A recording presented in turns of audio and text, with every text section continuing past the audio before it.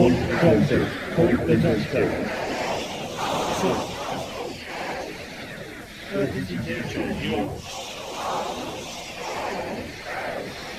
Emergency situation.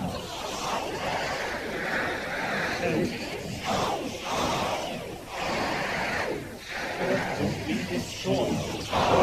Be destroyed. Be destroyed. Be destroyed. Be destroyed. Be destroyed. Be destroyed.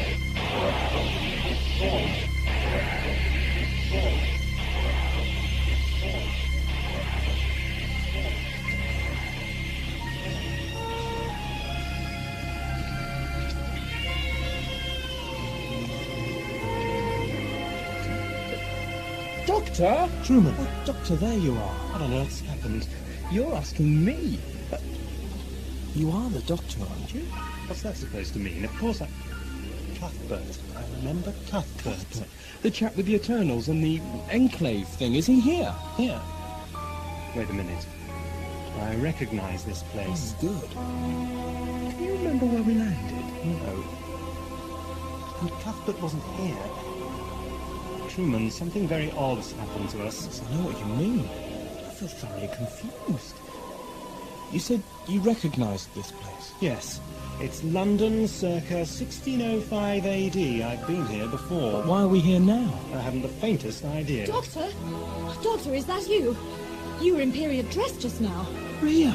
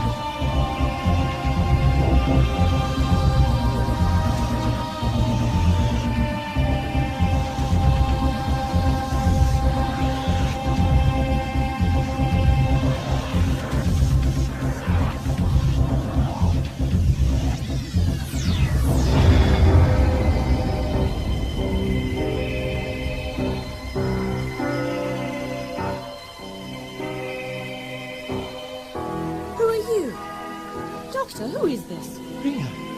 Rhea. I know, I'm sorry. I know you told me to stay in the TARDIS, but I saw someone following Rhea, me. don't you know me? It's Truman. How do you know my name? Doctor, how did he get here? He's not from this period of time. How? This is Truman, Rhea. You must... Rhea, what are you doing here? I mean, how did you survive? Survive? Survive what? Doctor... Just hold on a minute. Now, how did you get here? Me? With you, of course, in the TARDIS. When? Just now. Look, am I supposed to know this person? Well, yes. I mean, you're not supposed to. You do. Don't you remember Nematoda? Gallifrey, the Daleks? What about the Daleks? What do you mean? I don't know what you're talking about. Look, Doctor, I thought you were heading for Parliament House. Was I? Yes. You know, the base on the moon, the computer. You said this was the focal point in Look history. out! Doctor, take cover!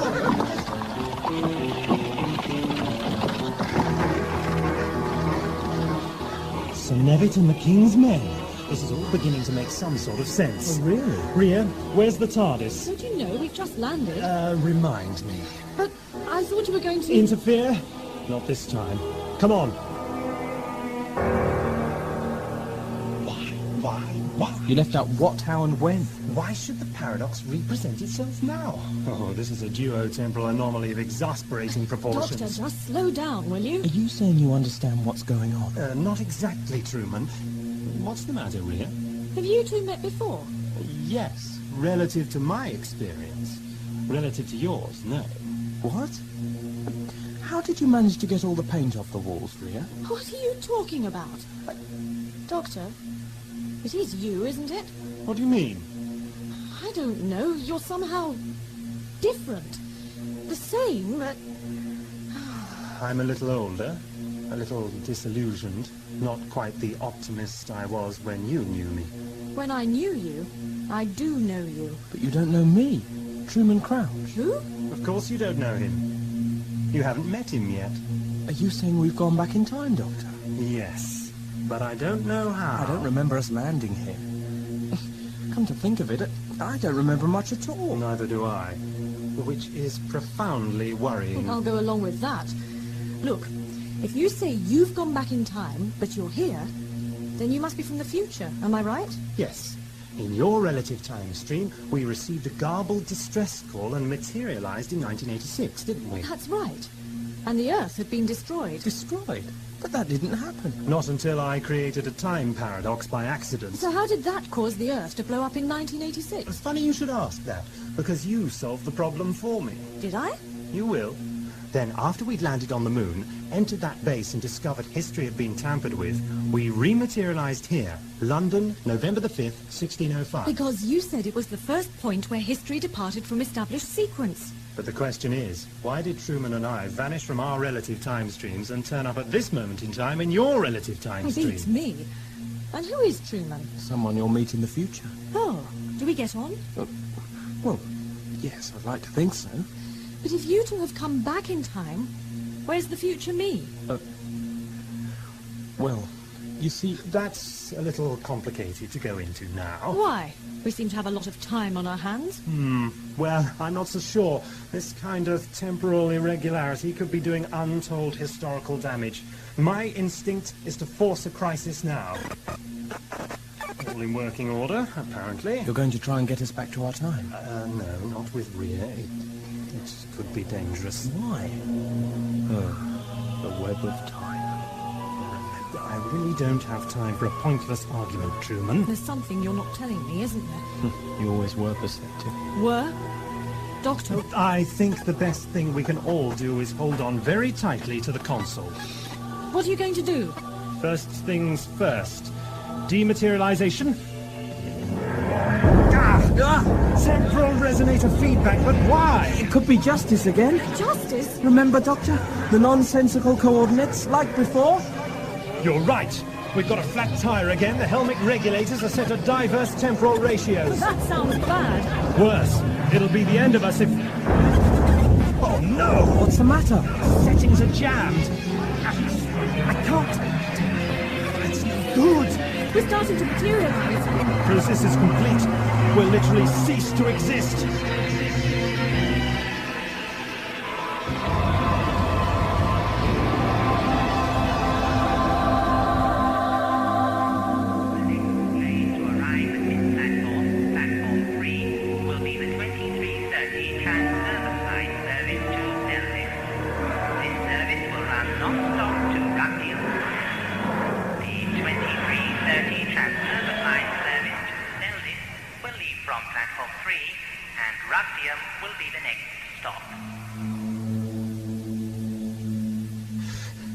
Made it! I don't believe it. That's the second time I've avoided that little trap. When did it happen before? Oh, don't tell me my future. Our past. Let's hope Justyce doesn't believe in third time lucky. You're talking about Justyce as if it were a person. An entity, at least. And we presume Justyce is his name because he keeps materializing and scratching it all over the TARDIS when we're not around. Our TARDIS, that is. In the future. What's he actually trying to achieve? Let's leave this until later, shall we? I suggest we find out where we are. Nowhere, presumably. That doesn't look like nowhere to me. No. I'd say it was a definite somewhere. And what's more, I recognize it. So you've been here before as well? Yes, I think so. This is an underground railway station. I've read about them. That's right. The trains travel along those lines down there. It's a system favored by Earth people. Mind the gap. Ruford Square Transurban Line Network. Oh, it's not the Circle Line. Where exactly are we?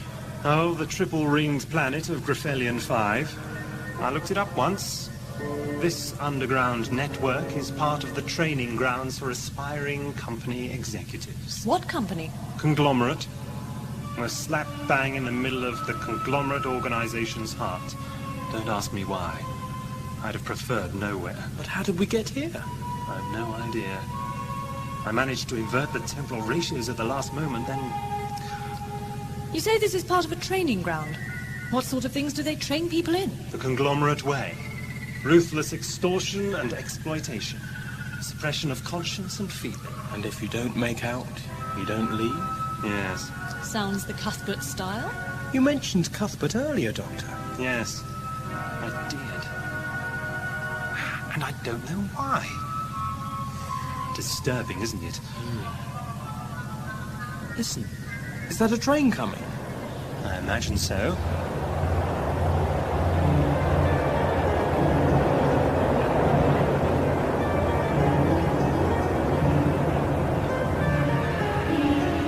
No driver. No passengers. Conglomerate policy saves money. Public transport's bound to be more efficient without passengers. Doctor, are you sure this Justyce character caused us to land here? Couldn't it have been Cuthbert? He's got the motive, but none of the know-how.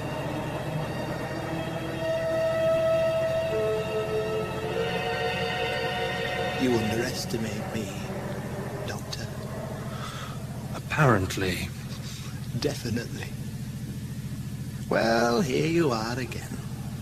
Bring back fond memories, does it? What have you done? Have you gained the means to interfere with time? But of course. Memory isn't your strong point at the moment, is it? I remember this place. So you don't know why you're here, do you? I imagine you're going to tell me. Not just now. Well, hello, you two. Cat got your tongues. Aren't you going to say hello to your uncle, Cuthbert? What do you think? Never mind. Time for a change of environment, I think. Now, where's that gadget? Oh. What are you doing? You'll see. We're all now inside a molecular protection bubble. It's neat, isn't it? An unnecessary precaution. I have a feeling that TARDIS isn't fit to take us anywhere. Oh, this isn't to prevent your escaping, Doctor. No, you see, I have your best interests at heart. I'm protecting your molecular structure from being torn apart. I hope you're grateful. Now, what we have here is a computer-controlled environment. Not exactly an irrelative enclave, but certainly a good deal more controllable. You mean you can restructure the training grounds at will? As long as the appropriate molecular diagnosis is available. So now we say goodbye to the Transocean network and Woodford Square. Welcome to the tea room. Tea room? I don't see a kettle. I can't imagine you've brought us here for tea. Quite right, Truman, old chummy. You've rumbered my little bit of fun. TEA, Total Experience Amplification. Do sit down in the seats provided. I see you choose to be difficult.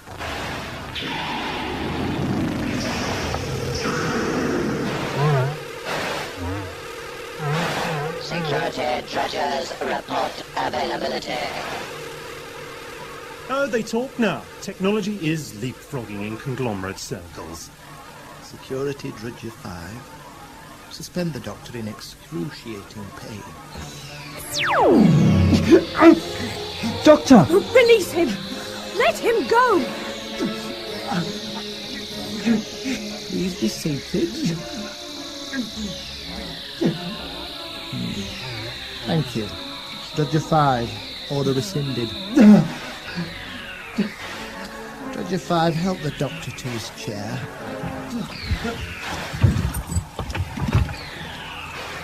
Now you're sitting comfortably. I can begin. Oh, and I shouldn't try making a dash for it. You're molecularly bonded to the chairs. Any sudden moves might result in a nasty mess.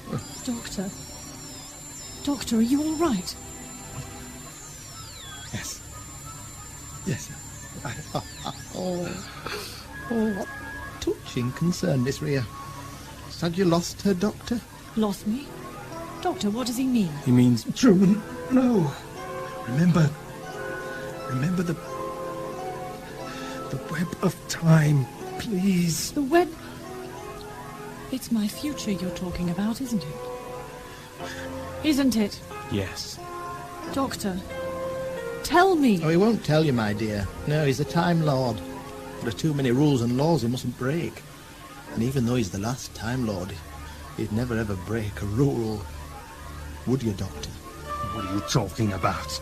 How do you know all this? Oh, wouldn't you like to know? Eh? Now then, to business.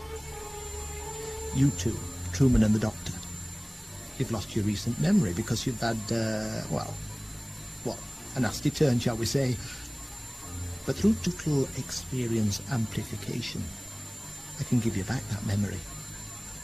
And more. More? There are certain galactic events that I think you need to catch up on to get a better perspective. To what purpose? Still in the dark, Doctor. Never mind. What about you, Mr. Crouch? You're enjoying this, aren't you? If you're going to kill us, why don't you just get on with it? Or are you trying to bore us to death? Now there's a negative attitude, Miss Rhea. I can see the doubts about your future are really beginning to get you down. Oh, not to worry. Your part in all of this will become clear eventually. Now it is time. Time for you to become spectator and participant. All in one go. You will experience, but you will also judge, analyze, empathize, sympathize. You will be aggravated, outraged, incensed, but you will not intervene, because all this, Doctor, Mr. Crouch, is a fragment of time, of experience that has been lost to you. It has already happened, but a certain traumatic experience has taken it from you. Now allow me to restore and enhance these memories with a diligence and a generosity you could never have hoped for. Yeah. Total experience amplification.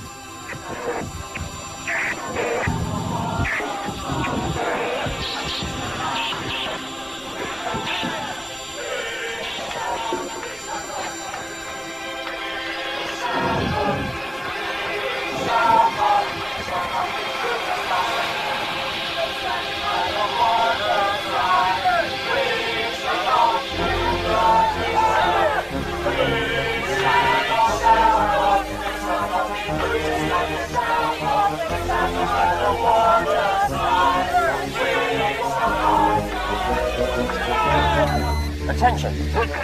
This is Troxilian Planetary Security. The presence of your space vehicles is causing a hazard to orbital navigation. You are once again requested to leave orbit immediately before further measures are considered.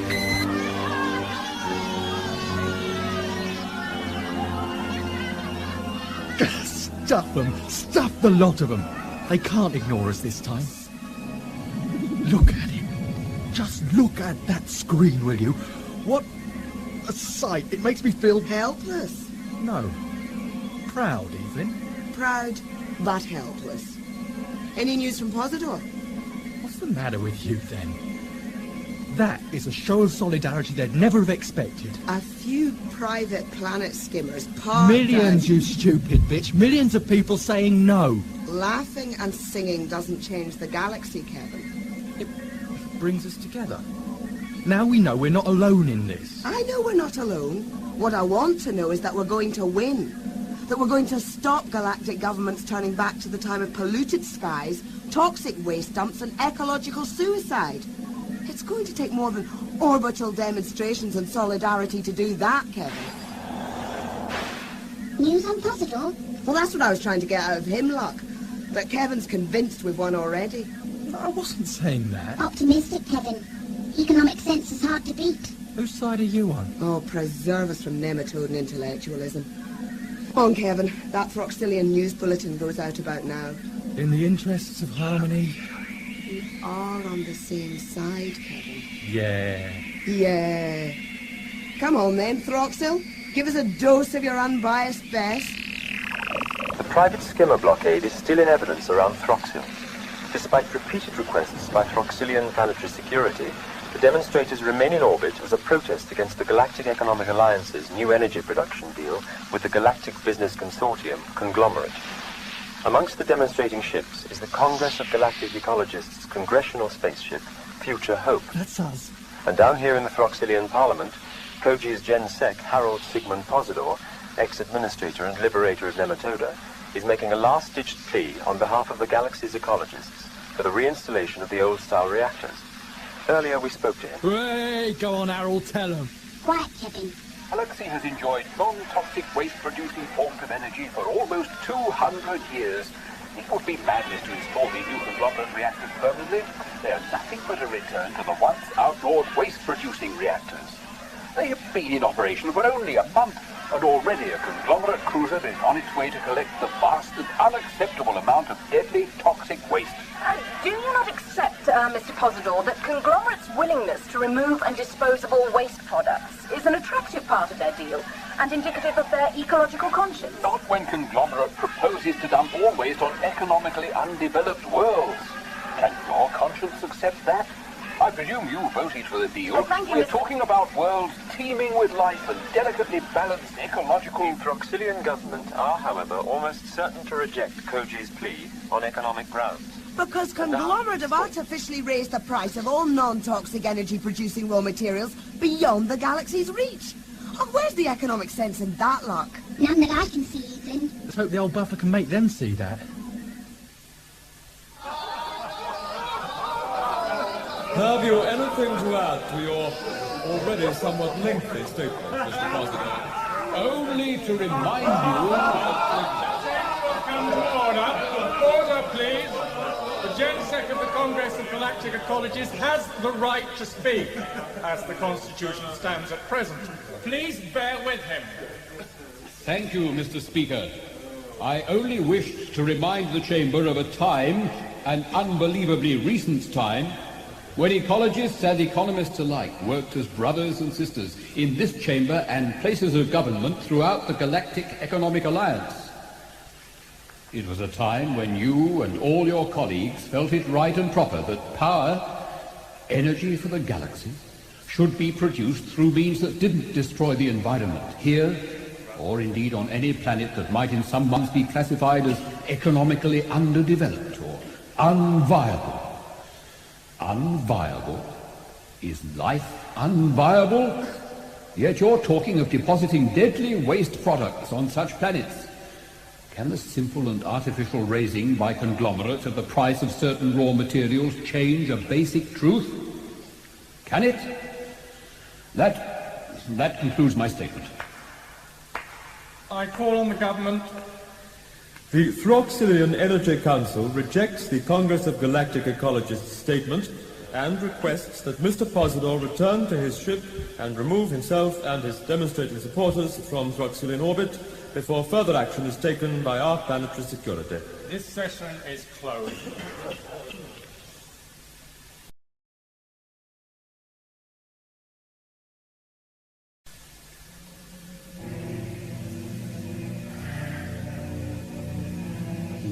Knows me, Truman. Pardon? But he knows me. We know his name. We know he can't spell. Justyce. Is that his name? Well, it certainly isn't very appropriate. For short answers. Yes. What next, then? My art. What? Whatever happens, he knows where to find us, it seems. So we just wait. Must know him. Wait for the bomb to drop. Perhaps I just don't remember. Wait for this rotten mess to explode in our faces. Sounds like a dodgy landing. Whatever it is, the old girl doesn't like it at all. Maybe she's trying to tell us something. Not such a daft idea. You've hit the nail on the head, Truman. Huh? Look at the readout. Dangerously toxic environment. Well, it can't harm us in here, can it? No, but there's no point going outside. Thanks for the warning, old girl. I take it we're leaving. Particularly nasty waste products. Yes, Truman. Time to... Overload! What? Caused by poisonous atmosphere? No. Someone's just activated a very crude matter beam. Get us out of here, Doctor. Funny, I was thinking the very same thing. Any luck? Yes, but it's all bad. DMAT system's burnt out. We're trapped in the matter beam.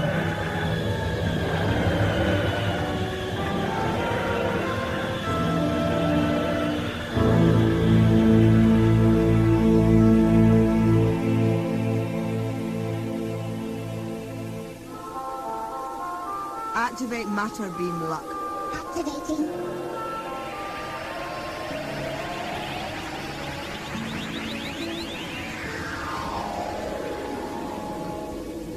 Oh, Luck. How I've missed those shining eyes of yours. You did your best, Harold. Yes, Evelyn. Ever since little Luck here helped me reverse Earth Center's policy on Nematoda, I've always harbored the belief, perhaps naive, that I could change things. Being General Secretary of Koji has given me an inflated opinion of myself. Nobody will blame you. Human economics hard to beat. Welcome aboard.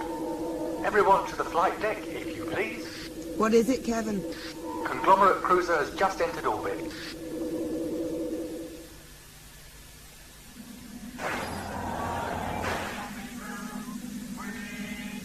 Bloody enormous thing. It has to be. The amount of waste it's going to take. It'll never be able to navigate through the demonstration. I think that's what they're worrying about. This is Throxilian Planetary Security. A conglomerate cruiser has entered Throxilian orbit at the invitation of our government. Your ships are illegally occupying our space. We have overlooked this until now. You must leave orbit so that the conglomerate cruiser may maneuver safely to enter our atmosphere. We appeal directly to your leader, Gensec Posidor on the Future Hope. They love you, Posnem. You better say something. Communication online. This is Gensec Posidor. This is an orbital demonstration by individuals in private planet skimmers. I am not their leader. They are collectively expressing personal views. The Galactic Defence Charter is quite clear in cases such as these. You have received a warning. If you do not show signs of dispersing almost immediately, we will be forced to fire upon you. They're bluffing, surely. I doubt it. But they can't.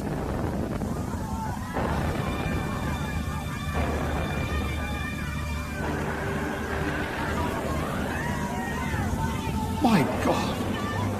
You will leave orbit now, or we will fire again. Kevin, open the lines. My friends, this is Posidor. We must do as they say. We are dealing with people of no conscience. To avoid massacre, I implore you all to leave orbit. The conglomerate cruiser's moving in closer.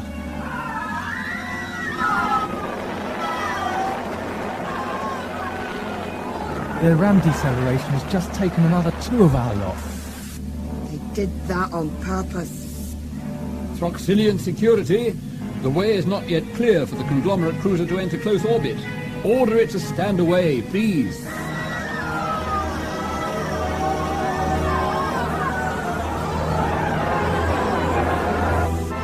Another 3 gone. My friends, you must leave orbit. Leave orbit now. They're moving. What about us? We'd better leave too, Kevin. Sit before you fall, Possum. Thank you. Leave in orbit. Damn! The bastards! What is it, Evelyn? I've been waiting on a coded transmission from one of my contacts in the outer sectors. You've received it? Yes, I've received it. Well, you know that Throxil is the first planet to confirm the deal with Conglomerate. I know, only too well. Well, it isn't. What? Several of the outer colonies were apparently forced to sign months ago.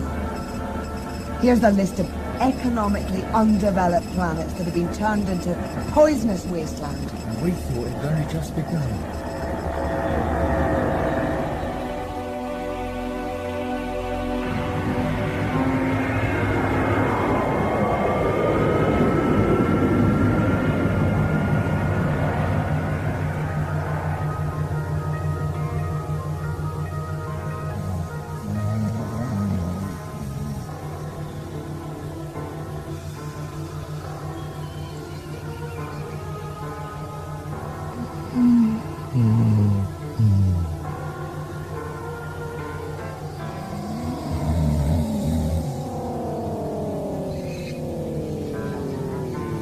Pilot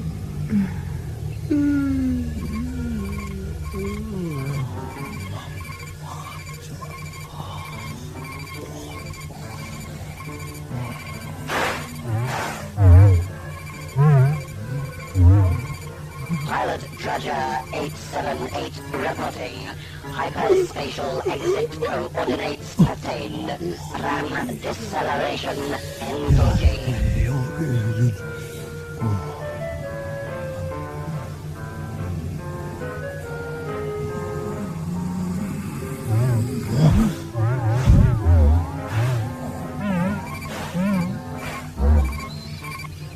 Hyperspatial exit coordinates attained. RAM deceleration engaging. Hyperspatial exit coordinates attained. Yes, yes. Thank you stupid. Yes, I'm awake now, you little stupid.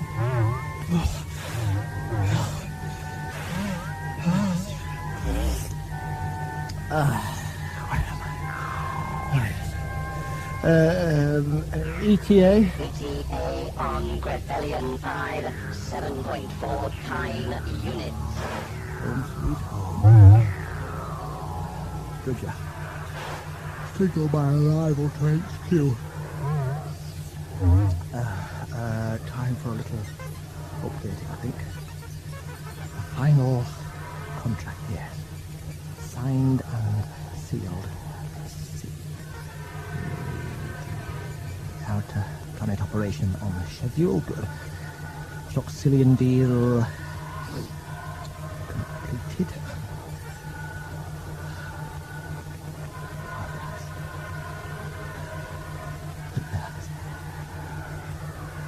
It's all coming to fruition.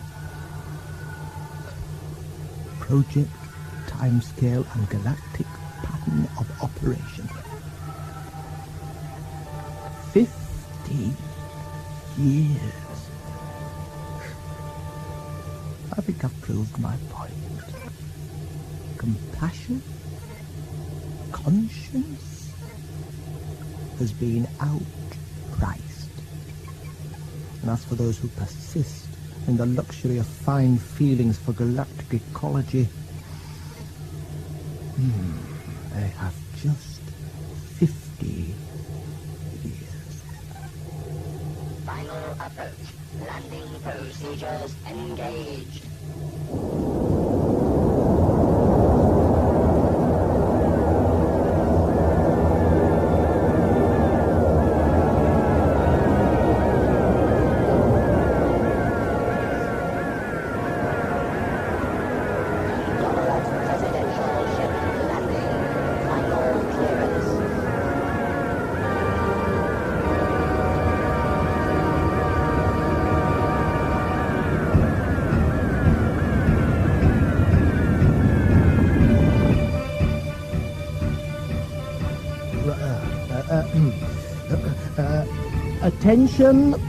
Attention all ground crews. Stand by for direct transference of all fissile waste products from onboard cargo bay to inner sanctum. Might as well give my fellow board members a treat.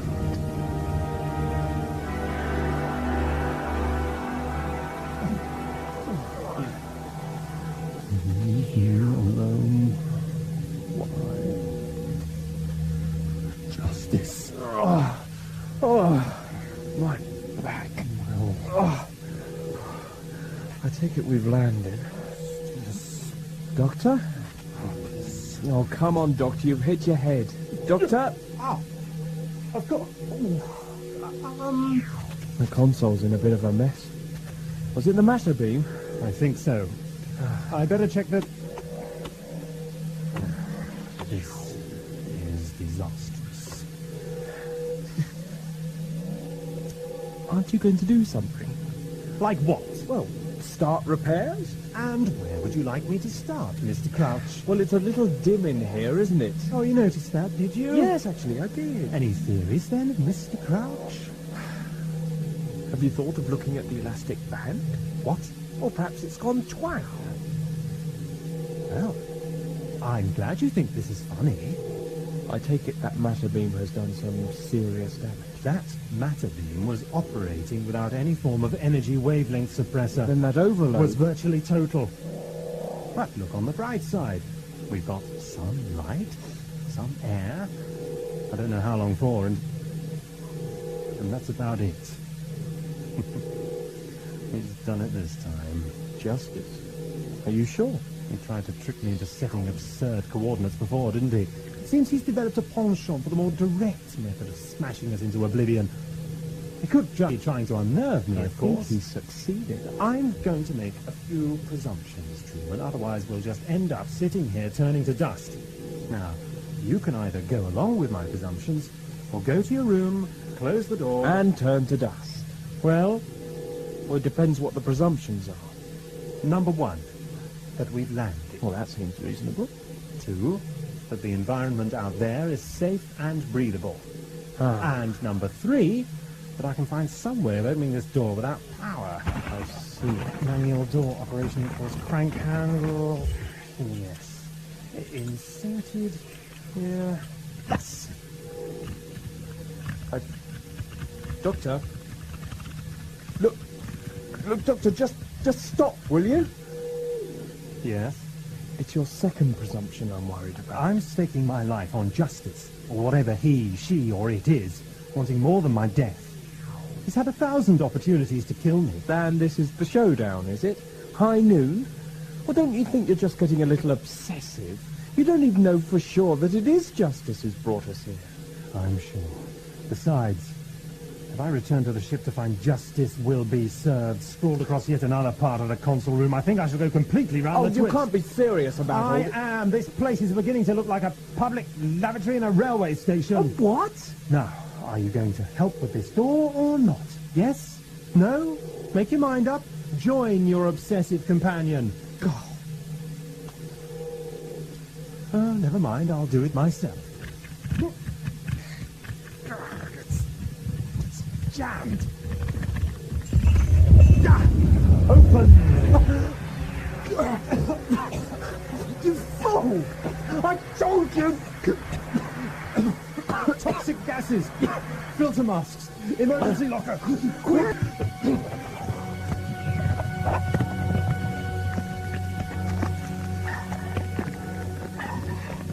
Deep breaths!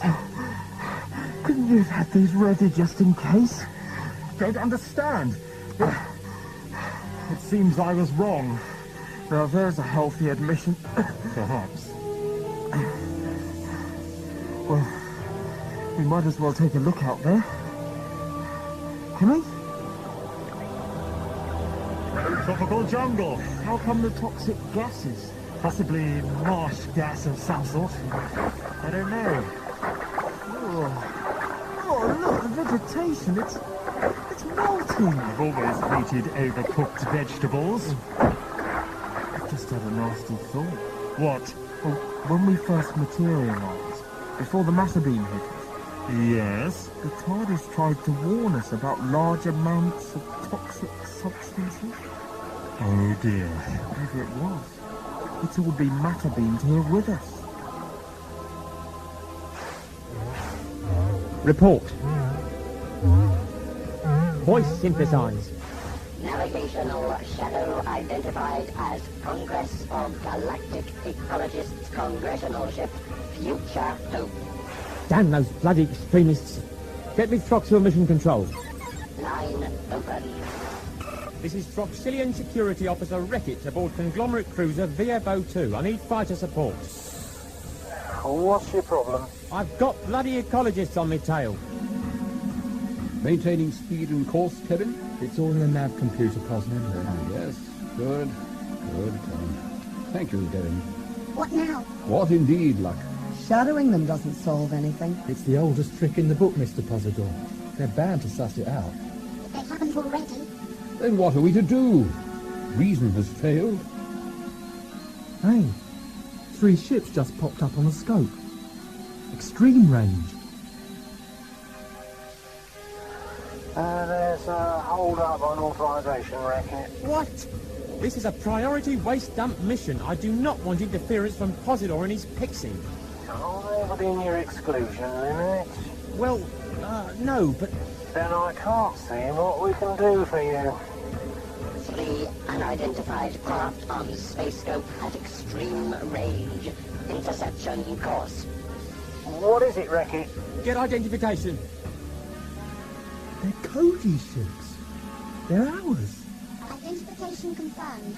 Congressional ships Herald, Redoubtable, and World. What are they? We must warn them away. I called for them. You, Evelyn? But why? This may be seen as provocation. A dangerous move, Evelyn. Risks have to be taken sometimes. Evelyn, you had no authority. I have the support. Playing at power politics now, Evelyn. But what would you have us do, huh? Shadow that cruiser? Then watch as it dumps the waste on some unprofitable planet. You said yourself, reason has failed. We've got to force these people to realize we mean what we say. You'll start a war that we cannot win. A campaign of disruption. We'll force Conglomerate to give up this mad scheme of theirs. We've got that cruiser outnumbered. This time. You are playing their game, Evelyn. Throxell fired a strike force at launch stations now. Should be with you by 04:15. At last. Congressional ships closing. Vector 7. All weaponry to full power. Report when ready. We'll give future hope a warning shot. Well, maybe it makes sense if we're going to achieve anything. This is reckless, Evelyn. Reckless and ill-considered. We know what we're doing. We? What is this pressure group you formed? I don't recall them making their views known in Congress. Words. They mean nothing to the economists. Posnem, What is it, Luck? projected destination of Conglomerate cruiser. Here, what have you been up to with the nav computer? Look, they're going to dump it on Nematoda. Oh, we've been hit! Proximity plasma bolt detonated ahead of Future Hope's bows. Realign for impactive bolt. Let's see if they back off. Minimal power loss, pod 3 charging. How is he, Luck? His head is injured. Not serious. Needs rest. Take him to his cabin. Make sure he's all right. Alter course to Vector 8 and maintain speed, Kevin. Give me the orders, then. You don't care about Nematoda? Receiving a signal. Evelyn! Evelyn! Del, is that you? We're here. You got Redoubtable fitted out then? Who the help us in begging, stealing and borrowing? Listen, are you damaged? No, it was just a warning shot. Well, we're ready when you are. Match our course and speed. Signal Herald and World to follow suit. Will do. Stay close. You are a warrior, Evelyn. Is this the time for warriors? I believe so.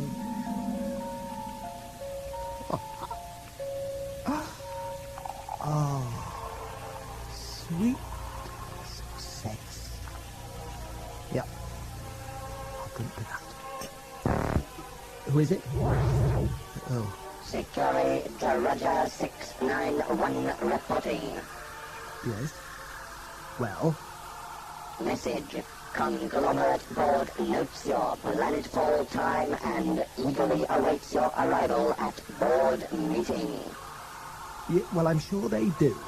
Tell them I'll be on my way shortly. Go on. Be off. I don't like loose ends. Success must be total. Project time scale of all unfinished matters. Oh, good. Good. No good, that's lovely, very satisfactory. Everything eh? What the hell? How did you find? Access. Oh.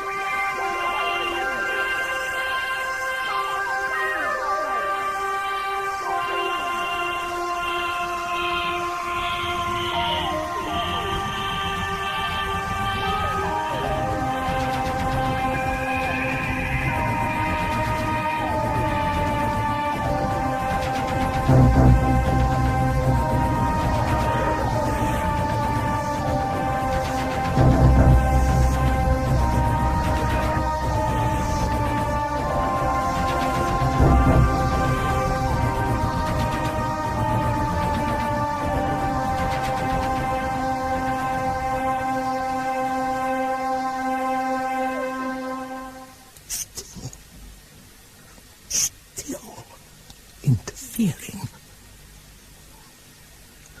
That was a very expensive android he blew up there. Yes. He must learn the error of his ways. He must. He must. There must be no unfinished business. No intellectual concern left to threaten the body of conglomerate truth. And you are the only matter left outstanding, Doctor. And you will be brought to book. I am waiting for you. Institute search pattern Maxima. Process priority file data for subject information. Access key files the Doctor. Reference TARDIS. No sign of civilization, Doctor. And no justice. Is this filter thing working properly? Yes, but toxic gas density increasing. Filters clogging. The jungle. It's turning into green mush. Oh God, I'm exhausted. Nowhere to sit down. We'll have to head back, or we'll be swimming soon. You said you couldn't repair the TARDIS. I can't. But can't you feel it? Muscular contraction. Severe cramp. Tissue swelling. More than just fatigue, Truman. This atmosphere is completely polluted. Toxic. We are too? Haven't you given me drugs to combat it? In the TARDIS? Might have. Not sure. Besides, I don't want to die here. They've hit us this time. Starboard energy pod. I thought that thing was just a cruiser. It's fully armed. Your agents got it wrong, did they? How bad's the damage? Auto repair functions cut in and running. She'll be all right. This is Future Hope, calling Redoubtable, Herald and World. This is tougher than we thought. The Conglomerate cruiser is well equipped for battle. I'm giving you the option to pull out. No way! We've got this far. We're not going to give in. Evelyn, I suggest I take the Redoubtable in first. We've got the heaviest artillery and the strongest force shields. Agreed.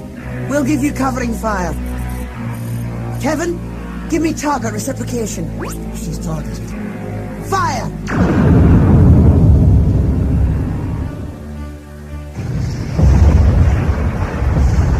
We're hit! The demi escape pod! Stop hooting at me, you bloody... Pod procedure not permitted. What? Moving to Nematode matter beam range in 4 time units. Look, this isn't a suicide mission. Congressional ship Redoubtable moving to attack position. We are under fire. Open waste bay doors, dump the stuff, now, in space. That procedure is not permitted. What? I'm the commander of this ship! All treasures go to maximum battle efficiency.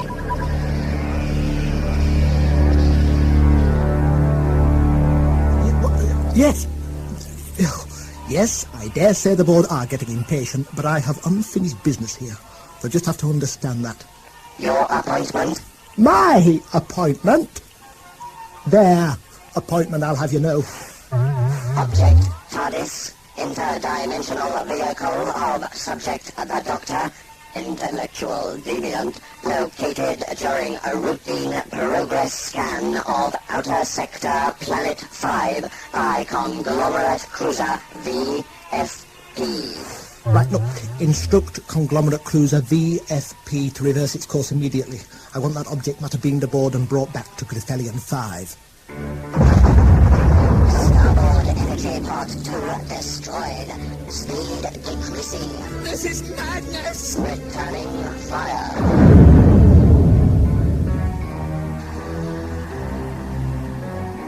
Redoubtable is hit. Dale! Evelyn! Evelyn! Receiving! All energy pods out! We're crippled! It's a sitting duck. Fire forward cannons, Kevin, and moving at rate 5. Harold, Storeth, are you there? Storeth here, Evelyn. Give us supporting fire. Will do. Conglomerate cruiser concentrating fire on Redoubtable. Then fire all forward cannons. Forward cannons on recharge. We're...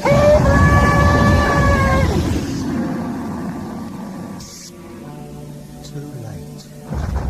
They're directing fire at us now.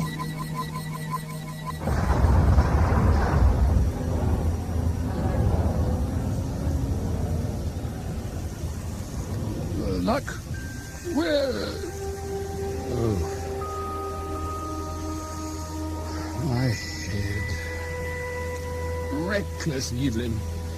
Reckless. Who's there? I can't see you. Step into the light. You. What are you doing here? The force shield took that one. How's Harold? Giving the Conglomerate cruiser a bit of a pasting. Look! Is Posidoro... Sleeps. We see Redoubtable explode through a viewport. I fear we cannot win, Evelyn. But look! I want for you to beam me down to Nematoda. Die with my people. But... Wait a minute. I've got an idea. Kevin, hold the fort. Luck, come with me.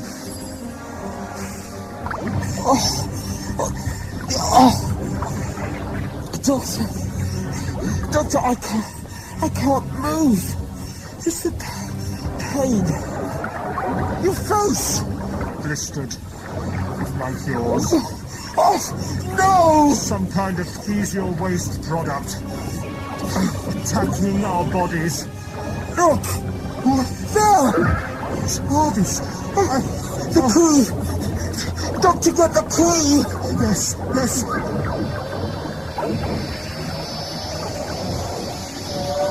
What? Oh, no! She's gone. Matter transfer of object. TARDIS from Planet 5 to VFP Cargo Bay affected. Yes, I recognize that anywhere. Is there any sign of the Doctor? Object TARDIS impervious to scanning. Oh, yes, I might have known. However, planetary scan indicates the presence of 2 humanoid life forms on Planet 5's surface. Life signs weak. Oh, poor Doctor. Stranded in a lethal waste dump without his little TARDIS cubbyhole to bolt to. Matter transfer humanoid life forms. Yes, sock it to him, Harold. Kevin, reset for orbital course. For Nematoda? Hey, where's Luck? You're not going to send him home. No. We've got the zoological chambers prepared. We're going to matter transfer as many nematoids and nematodons as possible aboard. Then cryogenically hibernate them. We'll preserve that planet's life, whatever the outcome. You're not taking any chances. With the planet's ecology? No way. Once they're aboard, we can feed them on the synthesized fluid we developed for Lark. So come on. Move it, Kevin. What happened? TARDIS. It vanished. Oh, no. Spaceship? Drudges.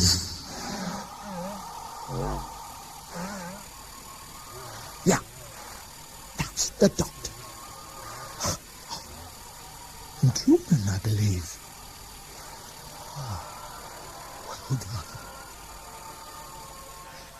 Give him an antitox injection and a heavy sedative, and have that cruiser set course for HQ. I'll be waiting. Yeah. Maybe now the Doctor will see things my way. Truman? Truman? Those drudgers injected us with something. It's just healing. Can't think. Sleep. No. Oh dear. Who's there? Who? You. World's firing on the Conglomerate cruiser. Planet scan phase 1 completed. Any likely groups to beam aboard? No. Nematoids and nematodons too dispersed. Phase 2 commences. Conglomerate cruiser's picking up speed. Must have repaired her damage. My God, World's been hit! Is it bad? I don't know. Her energy pods are glowing. She's gone. Stareth, come in. Harold here. World's vaporized. We saw. We'll get out of here. We'll follow as soon as we can. No way, Evelyn. Kevin told us your plan. We'll give you all the time we can. Out. Evelyn, I couldn't sleep. What is happening? Not now, Harold. We're in Phase the... 2 positive. Large group located. Look. Nematodons feeding off nematoids. Perfect. Good Lord, you're not thinking... We are. Set coordinates ready for hyperspeed. Yes, of course. Luck? Activating matter transfer beams. Transfer effected. You've done it. The Conglomerate cruiser's looking right down our throat. Jumping to hyperspeed. No! What? We'll have to secure the nematoids and nematodons in cryogenic suspension. There isn't time. They will be in shock. Hyperspeed acceleration before they are hibernated may kill them. Well, get down to the zoological chambers and get on with it. That cruiser could kill us all.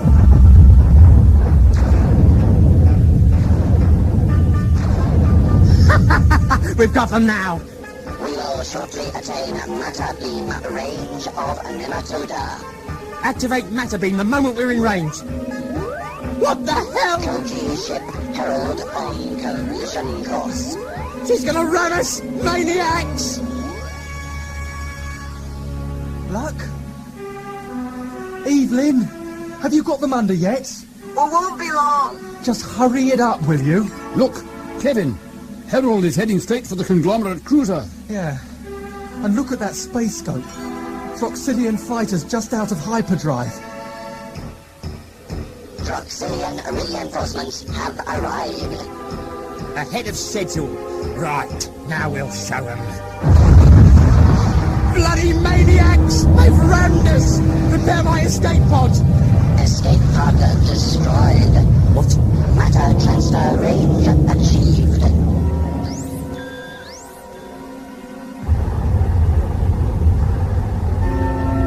Did it? They went through with it. Both ships destroyed. Kevin, those Throxilian fighters... They're on an attack run. Evelyn, Luck! We're finished down there. Go! Engaging hyperdrive now.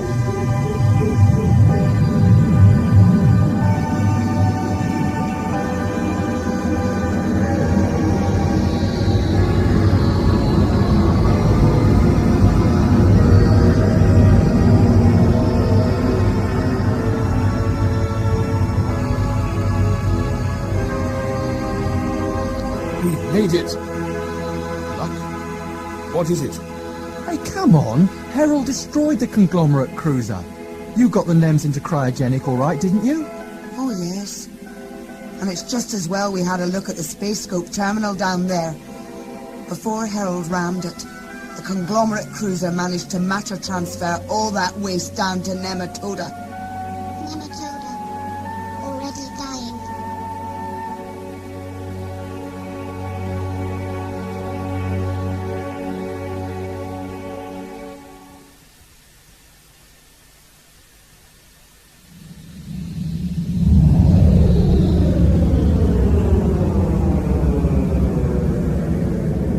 Engaging ram deceleration.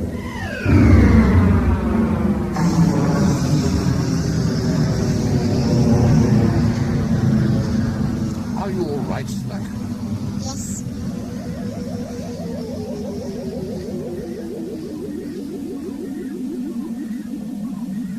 Deceleration complete. Orbital course. Oh, am I glad to be home.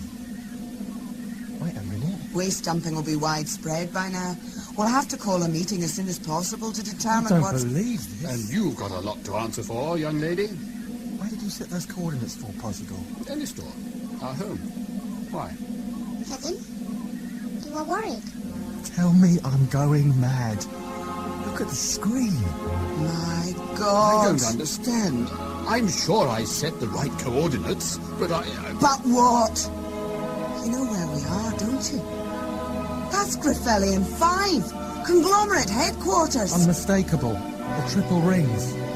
God, I piloted a freighter here once. Security scanner alert. What's happening? We're under attack. There are no ships. We're caught in one of their heavy-duty matter beams, operated from the planet's surface. Nobody trespasses in conglomerate space. At least nobody's been left alive to talk about it. surely we can explain. Can you?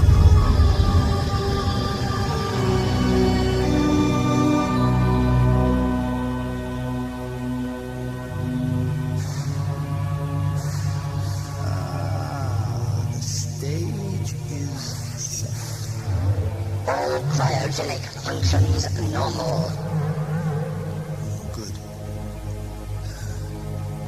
Harold Sigmund Posidor and Conforce.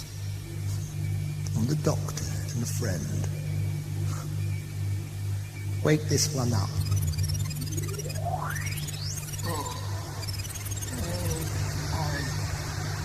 I set the coordinates. I don't... Hello, Mr. Posidor. What happened? We've never met. I'm the President of Conglomerate. You? Then you are the one responsible... Yes, I am. And there's nothing you can do about it. It's fun, isn't it? But don't you realize... Oh, I realize, all right. Roger, wake the doctor, please. The doctor? Yes. Your memory probe indicated you'd met. The doctor wasn't letting on, of course, but he is an altogether tricky customer.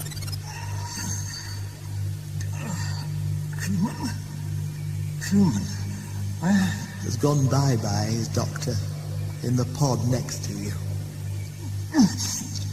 Cuthbert, what are you up to now? Don't struggle, there's a good chap. I've had you in cryogenic suspension, so you won't be able to move. For a while, anyway. Doctor, is that you? Administrator Posidor. What are you doing here? Administrator no longer. He's gone up in the world. General Secretary of the Congress of Galactic Ecologists. It's sickening, isn't it? I thought you'd be impressed by a bit of self-advancement. No, he was voted in. It's not my style at all. Congratulations, Mr. Posidor. Thank you, my friend. But, Doctor, what were you doing aboard my ship? You? I don't understand. I saw you. I spoke to you. Did I speak to you? Yes. No, I can't remember. You seemed... Oh, you two are boring, aren't you? Just shut up and pay attention. How did you get us here? Well, I'm loath to admit it, but it was sheer chance, Doctor. Blindingly simple and entirely random. A bit like market forces, really. So you approve? I'm an opportunist. You know, it's years since I last clapped eyes on you. In fact, you probably won't be flattered to know that I'd almost completely forgotten about you. Well, I'm heartbroken. Oh, you see. Well, I've been a bit busy. Causing the cynical destruction of galactic ecology? Yes. I demand to be released. Why am I here? Oh, for a last chance to serve some useful purpose in the real future. Before history passes you by. Useful purpose? I don't understand. No, you wouldn't. Just surrender yourself to inevitability. There is nothing inevitable about the destruction of the galaxy. Destruction? No.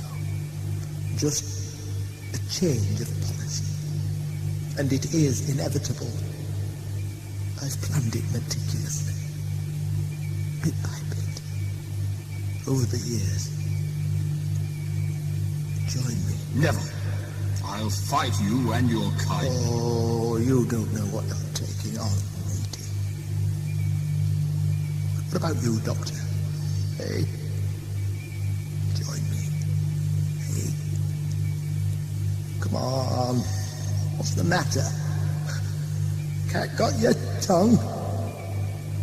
Last chance? You know the answer. Why ask? You really do waste the potential of a bright mind, don't you? You know, you two are very much alike. Yes. Yes, well, which gives me an idea. You cannot hold us here. There'll be an investigation. My fellow idiots will be too busy saving their own skins. Ecologists are yesterday's people. Forever. No one of any importance gives a tinkers about you and your creed. You're a rather embarrassing reminder of those frivolous days when people didn't think too much about counting the cost. And let's face it, all that is changing. No one cares anymore, Posidor. As for the Doctor, who is there to worry about him? Are you going to kill us? Not just now, no. I'm just going to teach you a lesson. Oh, I'll never learn. Oh, you winning. That's important to you, isn't it? Winning? Too right. Winning the argument. My life has been a long, hard struggle, Doctor. I know what makes the galaxy tick. What really makes it work. And it's nothing to do with airy-fairy ideas about peace, harmony, and loving thy fellow creature. And what is it all about, Cuthbert? Eliminating compassion? Making sentient life cost-effective? Don't you think... I mean, doesn't it ever occur to you that you might have missed the point? No. And you've missed the boat, Doctor. Refreeze them. A restart cryogenic process. You won't win! You can't!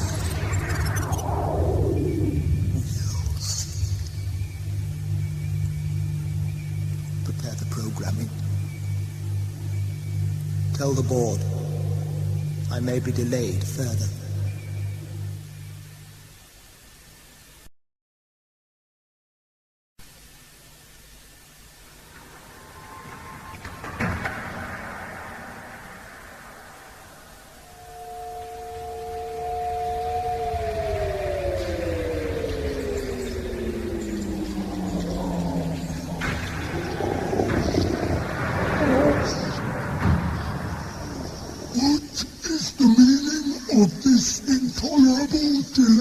Security matter. You may remember me mentioning a certain... This is of no concern to us. When may colonization begin? The final contract is signed and in operation. It's only a matter of time. All we have to do is wait. We have waited over 300 years. And surely your mass compression unit is no longer necessary. It must stay in this form. I have a further plan. This was not agreed. It's my ambition that's got us this far. My ambition. You would have had the Griffelians embark on some futile war, but it was me. I saw the way forward. Economic power. Ambition. And the ambition of the Griffelians must know no bounds. What is your meaning? My meaning is that this galaxy is by no means sufficient for our needs. In time, as we grow, the need for expansion will become paramount. The urge to colonize and feed will germinate within us just as it did before. And I can see our way forward. In many ways, it will be our biggest challenge yet. Explain this. The Doctor. A being of powerful and intuitive intellect. Not only that, but he's probably the last of an ancient race known as the Time Lords. Now, if we add him, with his ability to travel through time and space, on our side, there would be no limit to what we could achieve. The whole universe, throughout eternity, would be ours. for the teeth. Then why have you not sought this being's support before? Well, that's the trouble. Twice he's been given the opportunity to start a career in Conglomerate. And I even tried to kill him once. Are you saying he refused? Well, I mean, he didn't exactly. But did you not assert that economic necessity compels or sensibilized to conform? Well, in a sense, yes, look, let's say I was just giving an over-optimistic forecast, although it is largely true that everyone has their price. Except this doctor. Well, perhaps, but maybe I've been barking up the wrong tree. Yeah, you see, the doctor's problem is more ideological. You have mentioned his mental disorder in previous reports. Did not the workforce of the other major suffer from it? Yes, they were cured. Could not this doctor also be cured? Well, not without damaging some of the more sensitive areas of his brain. And unfortunately, those are just the bits we're interested in. Then what is your plan? Well, I've had a stroke of luck. And I think a stroke of genius. The doctor has tumbled into our hands quite unexpectedly. So too have some other humanoids, one of whom is well acquainted with the doctor and his companion. Companion? Yes. That's maybe. Now, do I have your permission to open up the training centre again?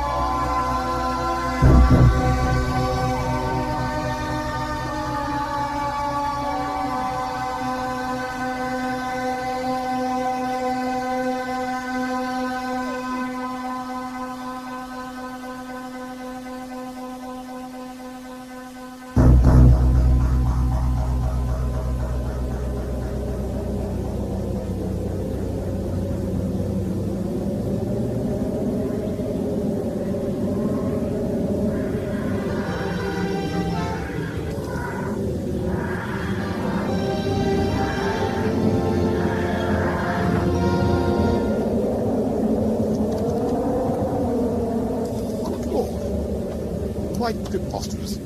We'd landed on a metal roadway in the sky. I see, what a view. Truman? Truman? Ah, there you are. Why are you looking at me like that, dear boy? I don't know. Doctor? Yes, my boy? Look here, have you got a headache or something? You look as though you're in the most dreadful pain.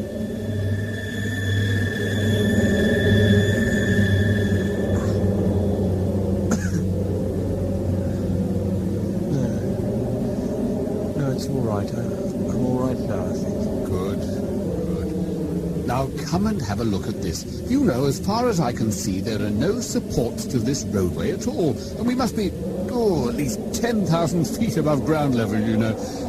Yes, quite preposterous. Yes. Doctor? Yes, my boy? Did you hear a noise just now? A noise? Oh. When? When you asked me if I had a headache. No, not at all. But I can hear a noise now. Good gracious, look!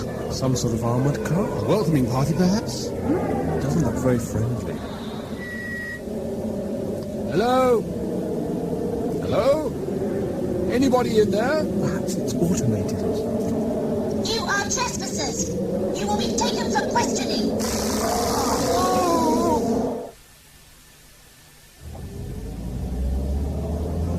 Transport A35 reporting. 2 trespassers located and incapacitated. Bringing them in for questioning.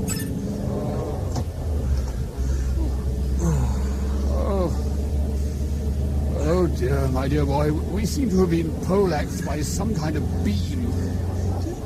Doctor, look at the driver. It's an Nematodon. Good Lord. Silence! You will remain silent!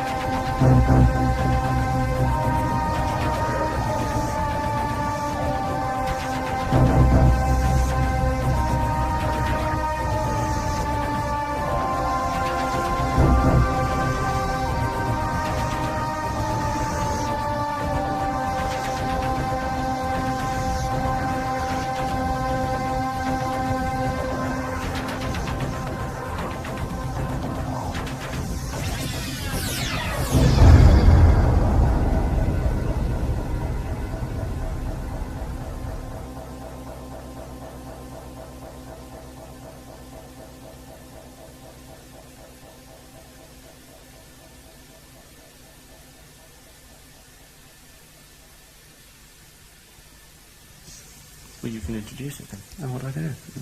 You say, hello, I'm John Ainsworth, welcome to another Audio Visuals on Tape. And then what? And then you say, over to Gary. And here's Gary. You and sure? I blow my ego, Oh, yeah. God, I can't do this.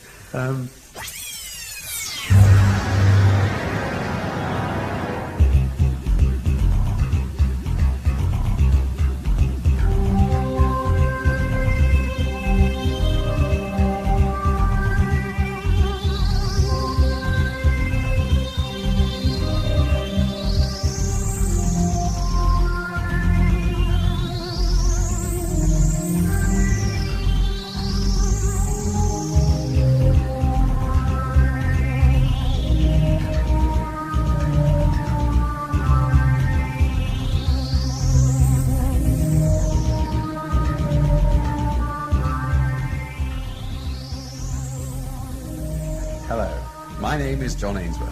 Welcome to another Audio Visuals on Tape. And now, to your host, Gary Russell.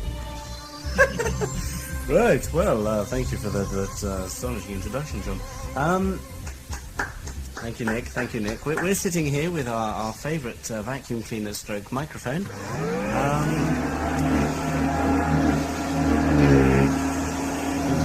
The big 4 by the end of we're in 1990 now, aren't we? Yeah. I'm talking rubbish.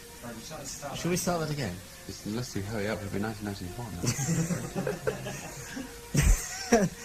You've1991 probably been wondering where all these tapes are. It's taken rather a long time to get season 4 going. We released 2 plays in 1988 and then 2 in 1989, and so far we've managed a grand total of 2 in 1990. We're going for the big 4 and hope by the end of the year to have all of season 4 out. Nick is laughing in the background and looking at me in complete disbelief as if to say this is the first I've heard of it. There is a reason, though, one has to say, for this delay. And that is something that I said right at the beginning when I first took over as being producer of this. That I was going to be rubbish and I was going to talk absolute nonsense. Now, the fact is, we won't release things unless we, as a team at Audio Visuals, are absolutely 100% happy with them. And that takes a long time. And our situation has changed over the last couple of years. When Audio Visuals was sort of in full swing during season 3, Nick, for instance, wasn't fully employed. Nigel Fairs wasn't fully employed. Jim wasn't fully employed. Well, I think he was, but he just never went to work. John was fully employed and I was fully employed, but we didn't have a great deal to do in season 3. So consequently, they had a lot of time on their hands to devote to Audio Visuals, because believe me, it's a time-consuming thing. And now that time is not always available, so we're really fitting everything in as quickly as we can and as best we can, and it means producing things like the music, doing the editing, the actual recording of the plays, and actually sorting everything out and getting scripts absolutely to our satisfaction, is taking all a bit longer. So that's the reason there's going to be a delay, or there has been delays. And if we go ahead with the season 5, which is hopefully going to happen, he says, looking wildly around at these two people sitting beside me, both of whom are still looking nonplussed, I anticipate very much the same. Long delays between plays, because it takes a long time to get them absolutely right.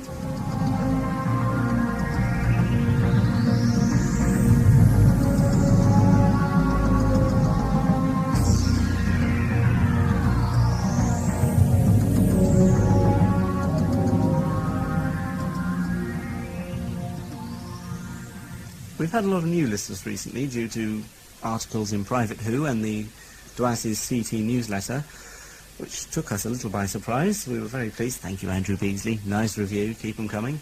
Paul Hughes, up in Scotland, says he particularly liked Cuddlesome because although it followed the same path as Terror of the Autons, it contained twists that the TV series could never think of and elements that would have got the TV series banned years ago.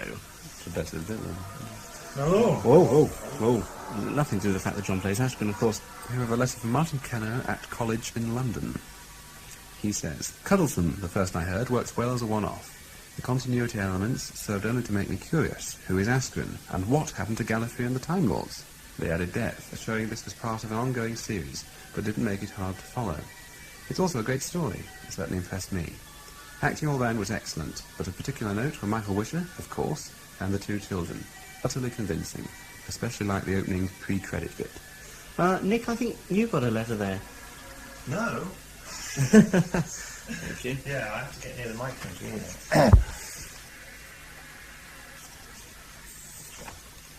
This is from Roddy McDougall of Edinburgh. Endurance. This two-parter combined the drama of a journey through Antarctica to the fantastical of the Silurian city, which will stay in my mind for a long time. Could you send me the next two plays? No. Meanwhile, Greg Petrov, Ontario in Canada, says that Endurance was much better than the Warriors of the Deep fiasco. It reminded me of the feeling I got when I saw Doctor Who and the Silurians, and that was when I was 7 years old. Also, Jamie Woolley sent us a rather lengthy letter, which I'm not going to read a great deal from, except thanks, Jamie. A lot of it was great. One thing he did mention was that he got the impression that we based a lot of it on At the Mountains of Madness, a book by H.P. Lovecraft. Now, John, you had a lot to do with the actual formation of the story of Endurance before handing over to Erica to do the script. And a lot of the scenario of it was your idea. Were you inspired by the book? Yes. I was inspired by H.P. Lovecraft in general. Shall I expand on that? The idea was, originally, I wanted to do a story where the TARDIS was lost, and that was the main gist of the story. It was the Doctor trying to get back to the TARDIS, not trying to help people particularly, or anything, but just wanted to get the TARDIS and get away. But by doing so, of course, he did end up helping people. And I had read a lot of H.P. Lovecraft, and I had read At Mountains of Madness, so I thought that was quite an interesting setting for the Doctor in the 1920s in the Antarctic. It was quite unusual. And also I was very keen for the Doctor to fly the airplane over the mountains, which also happens in the book. I also firmly believe that Malcolm Hulke was inspired by H.P. Lovecraft to do the Silurians, because much of the history is the same, and also things like race memory, paintings on walls and things like that is all very similar if you think about it. Also the Sea Devils are obviously the deep ones from H.P. Lovecraft's story. If you've read them, you know what I mean. Having come up with the idea, though, I went off it, rather. Why was that? I went off it because I wasn't sure what to actually do once the Doctor and the party reached the city itself, in the glacier on the other side of the mountains. I didn't have any firm ideas of how to satisfactorily conclude the story in an exciting way. But once it's explained, Erica seemed quite interested in it, and so I said, well, why don't you do it? And I'm quite happy for my idea to be developed, and she did. Outtakes. I stayed with the dying. I nearly joined them. Can I stayed with the dying. That's why you never sleep good night. I stayed with the dying. I'm not sure about that line. Can you explain it? He stayed to look after the dying. No? Because that's a very... I kept company with the dying. I nearly joined them. Oh, right. Page 50... Drop in for page 53. Take 1, 3, 2, 1. Hello there! Is anyone at home? Do you think it'll work?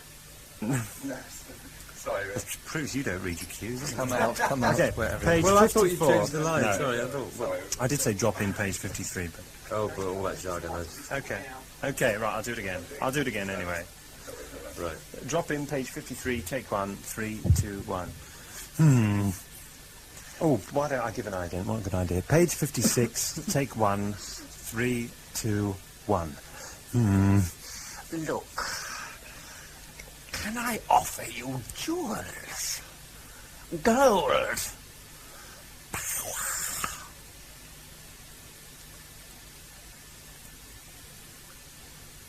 Sorry. You going to finish your line? Or what? Sorry. Finish that. Somebody's doing this. Oh, take me away. Page 56, 3... What? Call me Sir, fool. I am a knight. I must have a queen for my love. Here she is. It's not your Sorry. 3, 2, 1.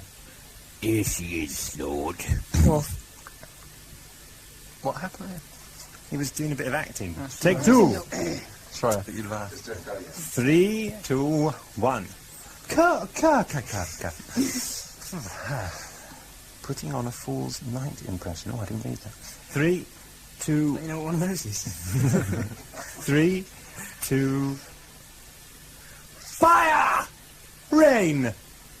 Ice! Cubes! Sugar. Page 57. 3... Any problems now? I'm changing back into my original form. Oh, no. There goes my plan. If I don't do something quickly, you won't be able to burn the golem. Sorry. I'm sorry. I didn't know whether I was supposed to... Conductor! No, David's not quite with us there. Oh, I thought we were going to turn the page, Nick. No. That's the whole reason we stopped. Let me explain this. Right, page 57, pick up, because David's a mental reader. 3, 2, 1.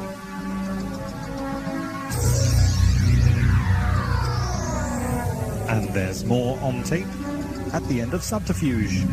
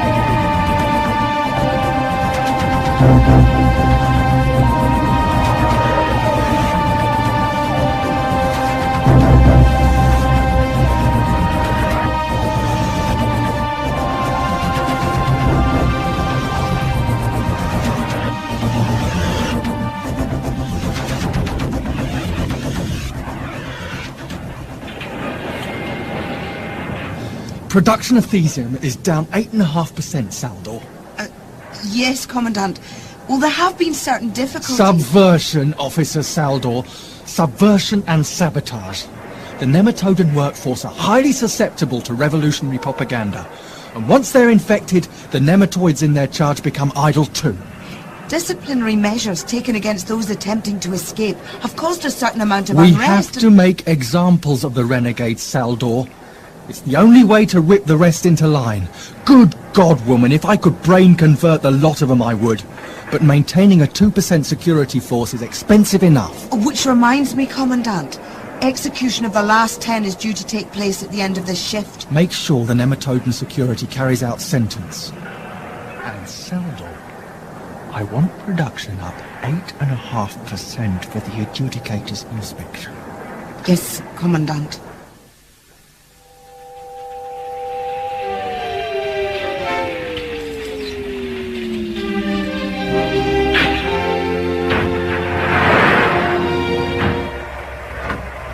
I think our descent is completed. You're right about that road being 10,000 feet down. Yes, the journey down afforded us an excellent view, my boy. Some sort of mining operation, wasn't it? Indeed. Somewhat labor-intensive, too. I can't see why they're using nematodons and nematoids for slave labor when they've got technology like, well, like that. A space transport vehicle. It must transport whatever it is they're mining here.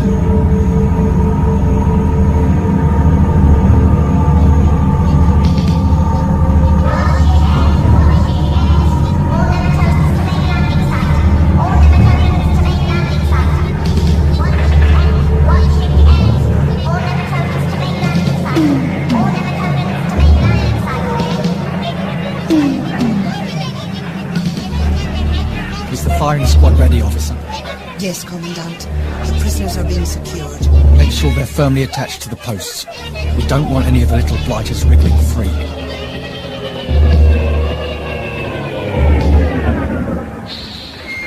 Who the hell's that? Transport A35, Commandant, with 2 trespassers brought in for questioning. Well, get them out in the open. They might as well see this.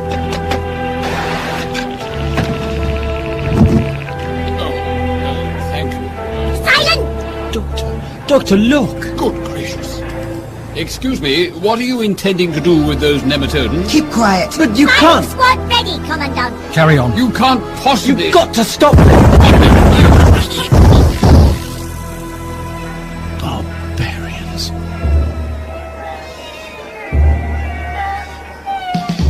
Seldor, have them stop that racket and get them back to work. Bring those 2 to my office. Get off!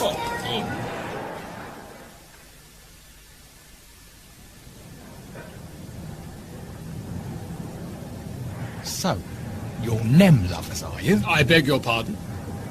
Pos Nem. I... Commandant, are you? Doctor, what's wrong with them? I don't... Pos Nem? Doctor, what's the matter? Shut up! Shut up, both of you! Seldor, read the charges! Prisoners apprehended on Sky Road 7. No identification recognition. Nem lovers sent here to stir up trouble, eh? Well, the company shows no mercy to saboteurs. Oh, that was the trial, I take. Shut up! Sir? What? Perhaps the adjudicator might wish to interrogate them when he arrives. I don't see why... Yes, what is it? Adjudicator's ship preparing to land, Commandant. What? Are you sure? Call sign recognition confirmed. All right, assemble security squads. He's 3 days early. Damn! The prisoners, Commandant, what? Get them locked up in the loading bays. I don't want them littering the place when the adjudicator steps out of his ship. Get them out!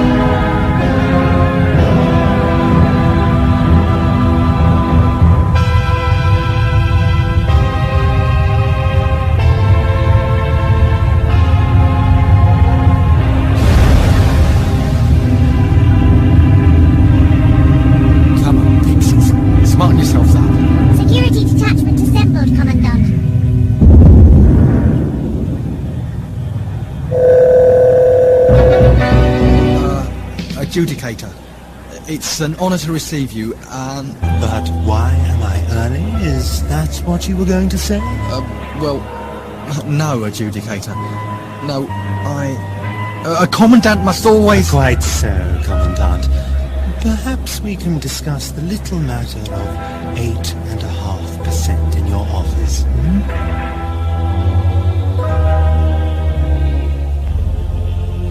In here. Shouldn't you be on the other side of that door, Officer Saldor? Are you quite all right, my dear? Why are you here? Where are you from? Here and there, my dear. Here and there. We're here by accident, I think. But you can't approve of what you witnessed. The execution of nematodons? To be quite frank, no. I gather that sort of sentiment carries the death penalty around here. Yes. Interrogation over, is it? Come with me.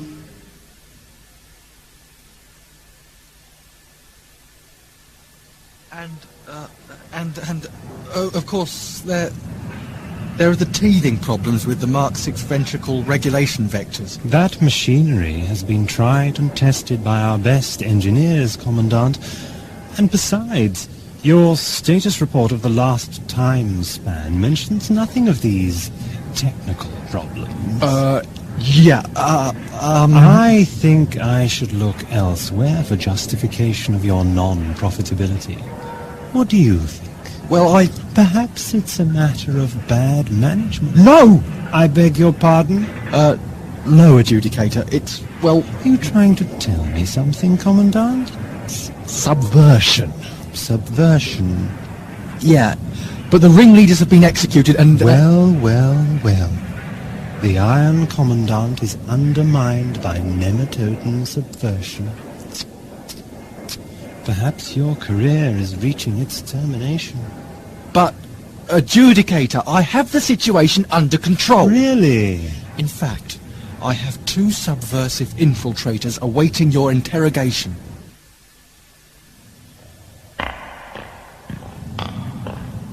Why do I get the feeling this isn't strictly official? Keep your voice down. In here. Good Lord, nematodon public meeting. It's packed. Are we the guests? They're more than that. Nematodons, listen to me. Do not fail us now, Saldor. It is time for me to make myself known to all of you. I am on your side. The sabotage attempt on the loading machinery was planned with your leader here, Locke, and with your other leaders. We regret its failure bitterly, but I come to you now to say it is time to avenge the deaths of your 10 comrades executed this morning. It is time to fight back, and these 2 humans have been sent to help us. What? I beg your pardon? I can never understand why so-called humans feel kinship to those damn pixies. Idealism, Commandant. A disease of the mind. Officer Saldor secured prisoners in here, Commandant. Open it. Empty.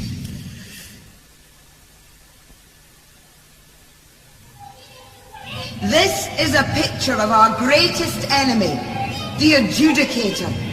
He is now on this planet, and we must kill him to break Conglomerate's power. Wait a minute. I recognize that face. It's... You would. He's the most feared and hated man in this galaxy.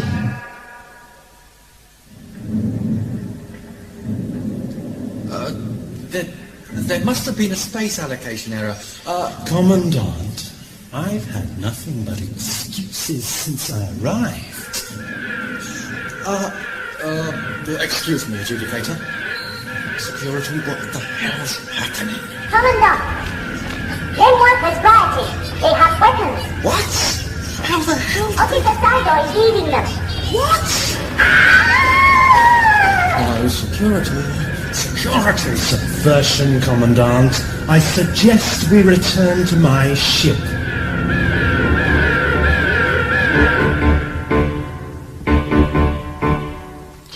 We seem to be caught in the middle of a revolution, dear boy. Yes, but what's it got to do with us? Doctor! Doctor, you must come with me. We've already forced them into retreat.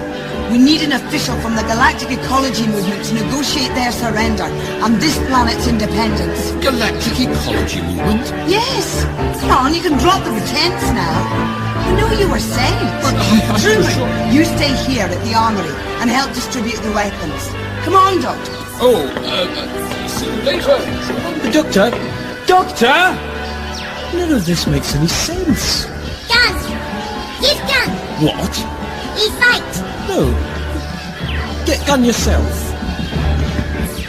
Nematodons fight? I don't understand. There's something... Not again!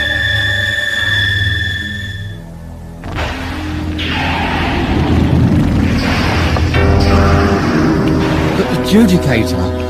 Surely we're not just going to take off and leave this rabble? We might just as well if your pathetic security measures were all that we had on our side. How was I to know that this was... You've been caught out by a simple workforce revolution instigated by ecologist traitors. The lowest kind. Those who would have us pander to nature's needs rather than seize resources and opportunity. All battle drudgers, power up and disembark.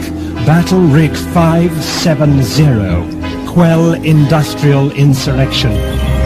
Confirm. Battle Rig 570. Quell insurrection.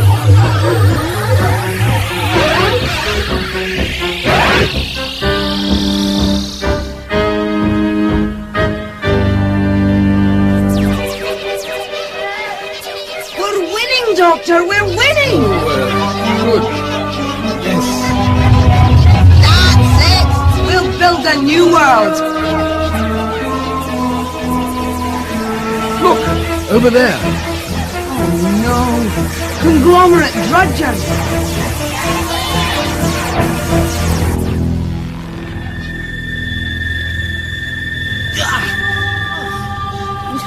I think I'm losing my grip on reality.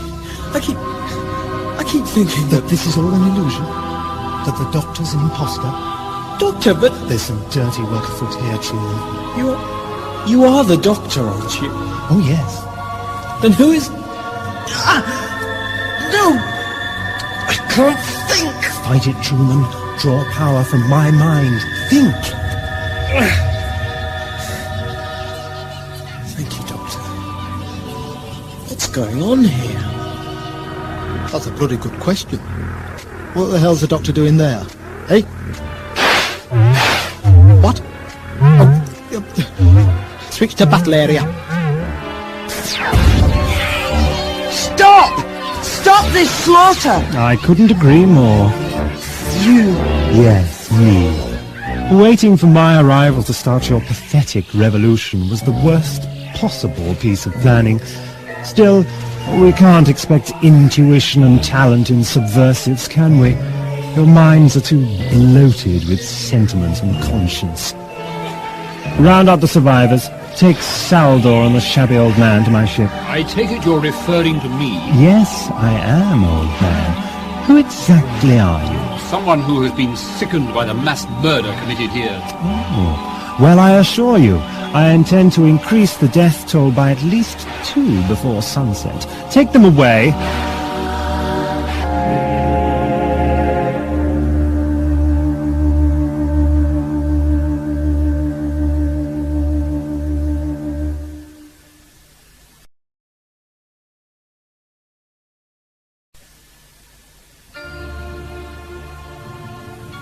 I don't understand why anyone would go to all this trouble to set up such an illusion.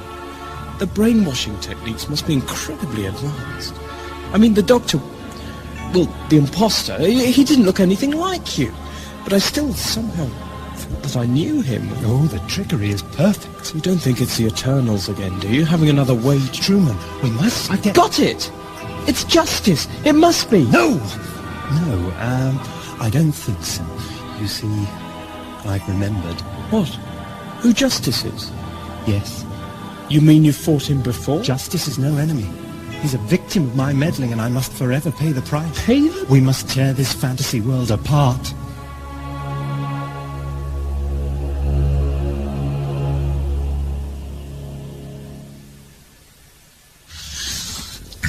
obsession with this doctor is a time-consuming irrelevance.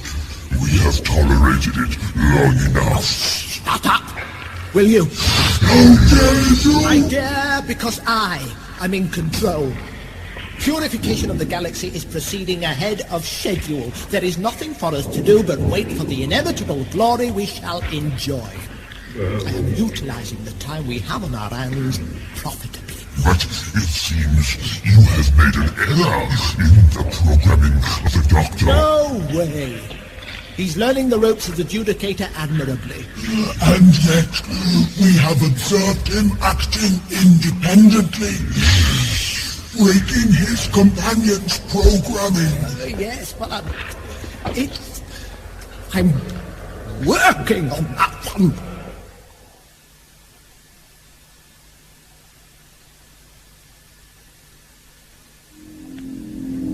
You have caused extensive damage to conglomerate property and have therefore rendered this planet's operation completely unprofitable. Coupled with that, your foolish revolution has greatly reduced the numbers of the workforce. You murdered them! I instructed battle drudgers to quell insurrection. It was a necessary step to restore order and company control. Your subversion alone made that step necessary. I take it you attribute no responsibility to Conglomerate's enslaving of the Nematodons in the first place? The Nematodons serve no economic function until we put them to work. Economic? And will it serve an economic function to kill us? Since your ideologies are hopelessly twisted, it would be time-consuming and somewhat expensive to have your minds altered. There are plenty more humans wishing to become loyal employees. Having you executed really is the most sensible course. Your inventive use of economics to justify your psychopathic mania would make an excellent case study. I'm merely ensuring company profitability. Death is a final solution for hopeless cases. Commandant. Yes, Adjudicator? How would you assess your dealing with this situation? My dealing? What situation? The insurrection. Well, you... Yes, I had to deal with it, because you didn't see the problem developing. I would assess you to be a worse than useless employee. But... Adjudicator, please... Drudger, rig 107. Confirm. Rig 107. Execution mode. Kill him. No! You murderer!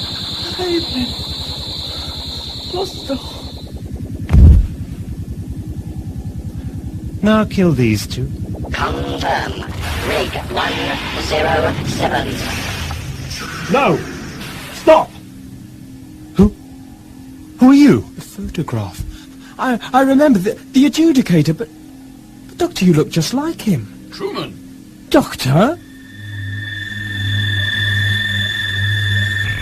Maximum power on mind control. Maximum power.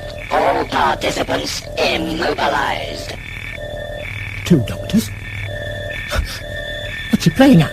No readings available. Shut up! How the hell did he manage this? You hold the fort here. I'm after some answers. Concentrate.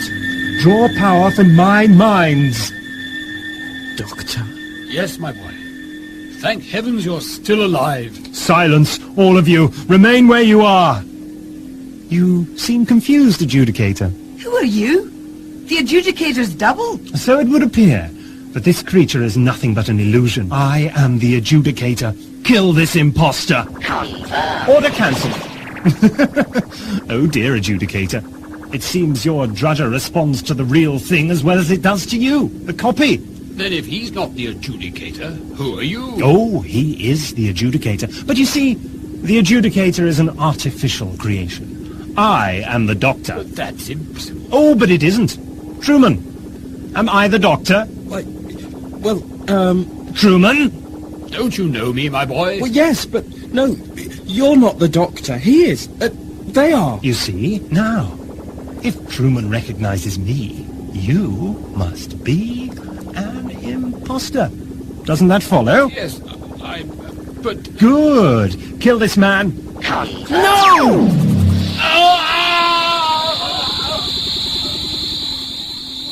There now.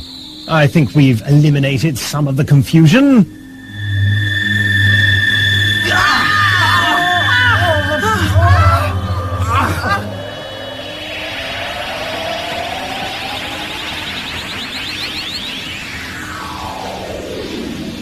Right, nobody move. All participants immobilized. Except this one. Congratulations. Thank you. Have you managed it? Clean living. And I thought I'd done the most thorough job on your programming. Nothing permanent, of course. Just the introduction of some ideas you might appreciate. But no. Seems that you're so sickeningly full of compassionate nonsense and free-thinking claptrap that you not only managed to overcome the programming, but God knows how. Create him. Oh, him? Yes. Him. The adjudicator. You were meant to play that part. And what part are you playing?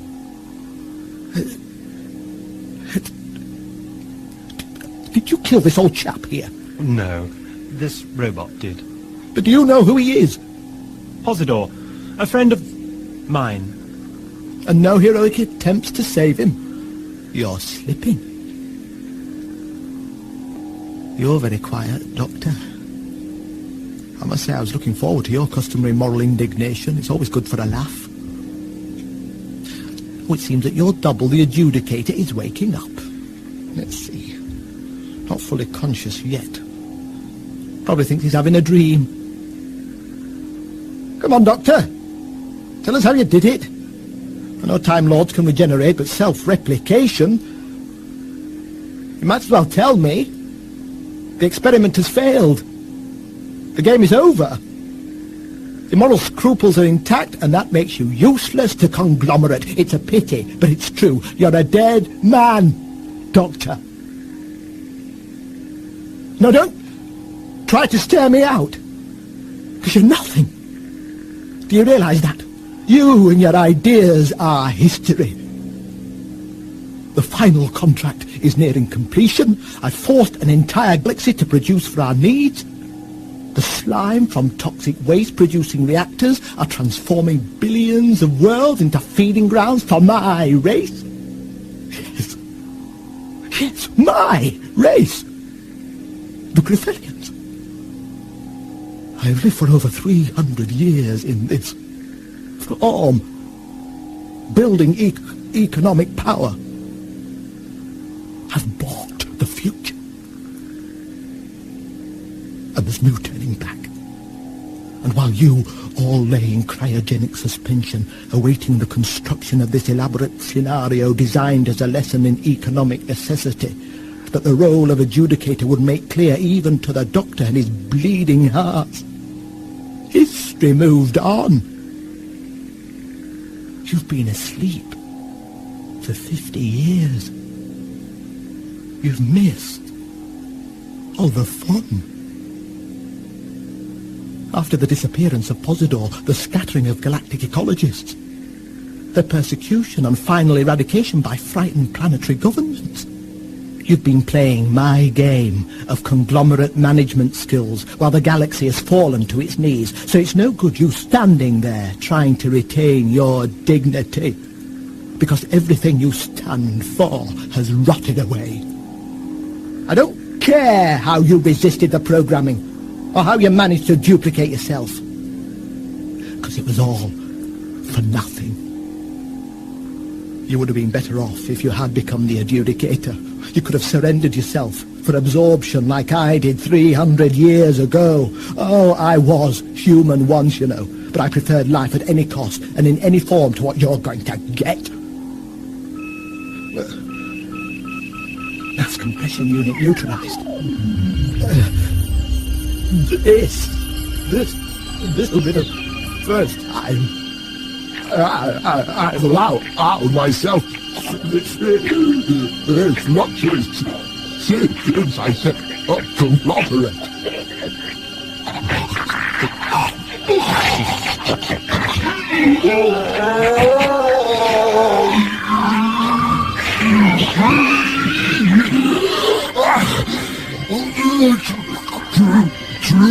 True form of what was once Cuthbert. 300 years, a Greffian carnivore.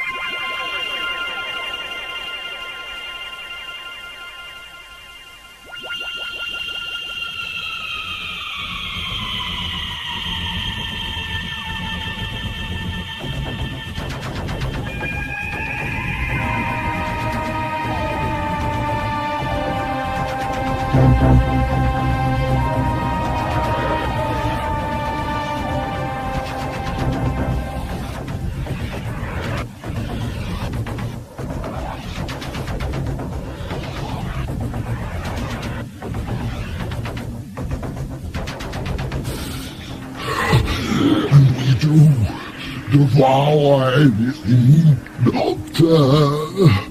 Toxic waste sustains our life force, but we're not averse to the odd humanoid. Justice will be served, and you have played your part, Greffelian.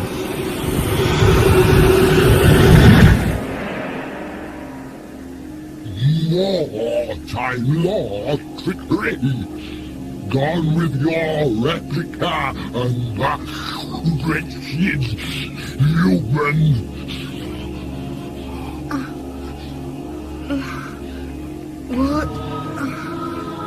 What the hell has been...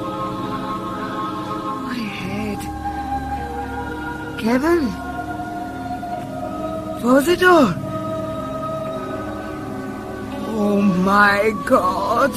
Nightmare is over, my dear, and reality is 10 times worse.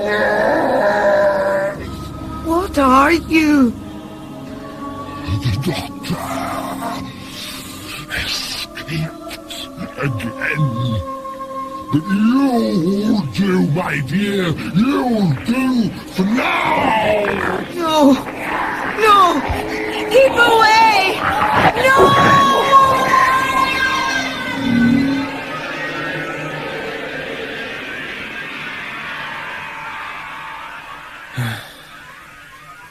I remember now. All that happened to you before you came back in time to pick me up? Yes. Cuthbert's programming must have scrambled our brains a bit. But I still don't understand how we travelled back to 1605. Doctor? Posidor. Killed.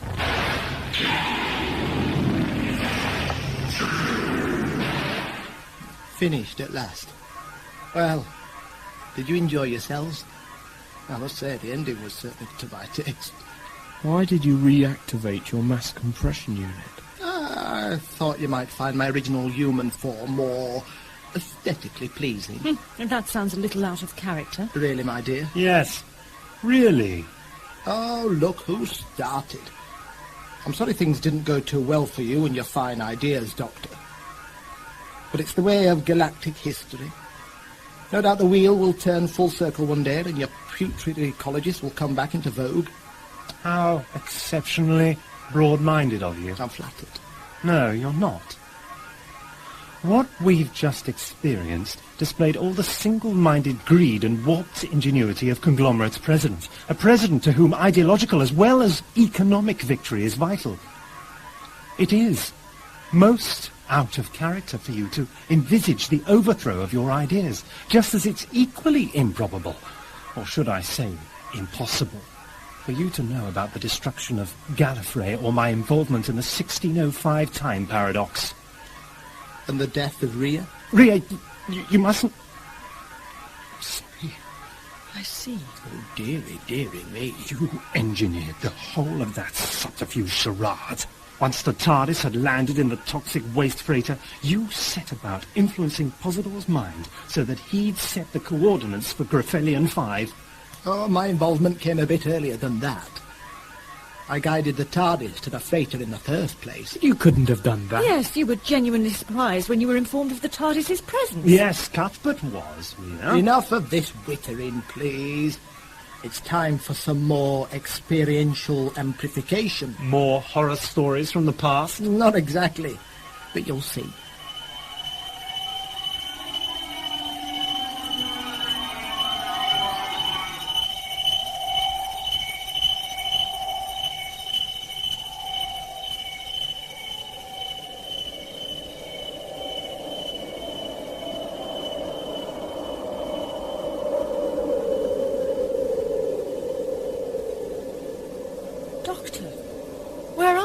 I don't know. Looks like a city down there. It's beautiful. Do you know it? No. But you're right. It is beautiful. Serene. Peaceful. Extremely advanced, but somehow... Noble. Noble yet gentle. Civilization on the planet Salados. This is your experience we're in? Yes, in a way. It's what might have been. What are you up to? What's this got to do with Conglomerate? Nothing. Yes, nothing at all. But it's got a lot to do with you and the Doctor. In the Earth year 1605, you opened up a wound in the fabric of time. You mean the time paradox created by my own garbled message telling me not to interfere? But you did interfere. And in that instant, the people down there had a future. By chance, that noble race gained the right to survive.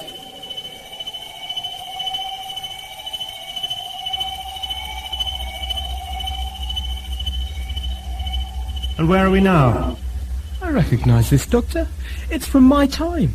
We're in the weapons control center of the Earth Star Destroyer Horatio. And the planet on the target display? Salados, centuries earlier than the last manifestation. At this moment, the Saladans are an emergent, unsophisticated race, centuries from the spiritual and technological advancements represented in that beautiful city you saw. This is the ship that took me from Stenidima to Nematoda. I remember she's the flagship of Earth's colonial forces. At present on red alert in the midst of a crisis for Earth's colonial administration of Salados. There's quite a rumpus going on, listen. This is Admiral Elliswood, Commander-in-Chief, Earth colonial forces aboard Star Destroyer Horatio. You are once again reminded of Earth administration's firm and immovable policy decision on non-negotiation with terrorist groups. The deadline is about to expire. You will release the admin proctor and her staff and surrender yourselves for trial. For we will be forced to take the only course open to us and begin the systematic destruction of your planet. Our planet has been ours, but I cannot call it our new rulers, plunderers, suckers my blood to be yours. It's too long under your control. We demand independence. Independence now. Independence now. Independence. You will have 30 seconds to signal a change of intention. If no such signal is received, you will force me to do my duty. On a point of policy, humanity is prepared to commit genocide. Why are you showing us this, Cuthbert? What are you trying to prove? But had the Doctor and Rhea not corrected their mistake in 1605, the Earth would have been destroyed by nuclear war in 1986. And there would have been no Earth-space empire. No Earth empire to carry out this act of barbarism.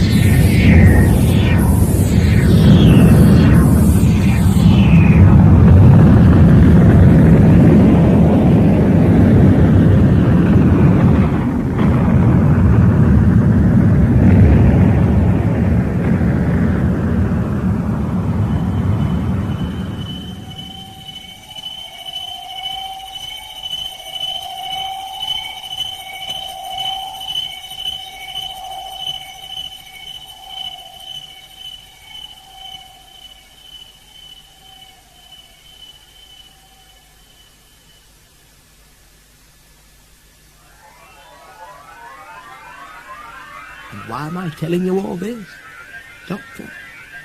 You're not, or rather, you're not who you seem to be. Justyce. What? I was programmed as the adjudicator. There was a replica of me, and that was you. Justyce. So he can change his appearance? Apparently so. I must say, I'd never imagined I'd been hounded across the time and space to be given a lecture in time paradoxes. Then if you're not Cuthbert, who exactly are you? I mean, who exactly is Justyce? Good point, Rhea. Yes. You can show yourself now. Oh, what are you expecting, I wonder? What would you like to see, He's changing form. Did you think a Time Lord, perhaps? An old enemy whose life you took it upon yourself to save? I don't believe it. No. Or perhaps something deeper rooted in your hearts? You are identified as hostile. Now you will be exterminated. What would you prefer? What would be the most palatable appearance to you? Shut yourself!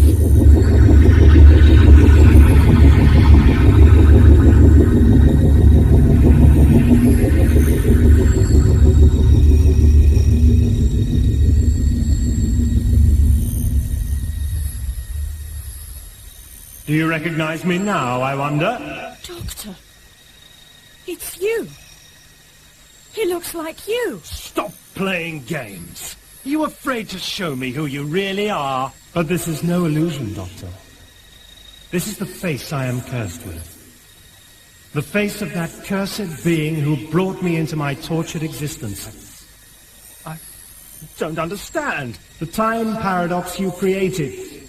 I am its result. But that's impossible, Time Lord. Time Lord. You understand nothing of time.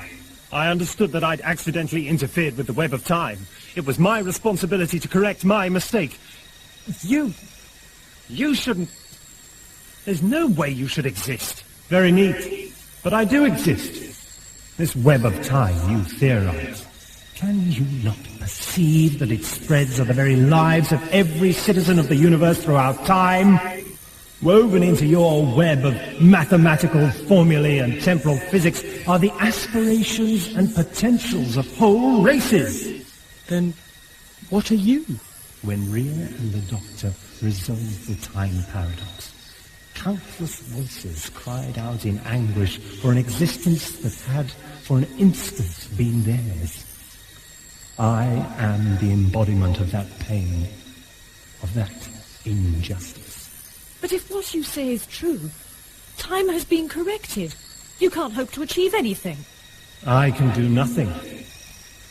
But perhaps you can help me.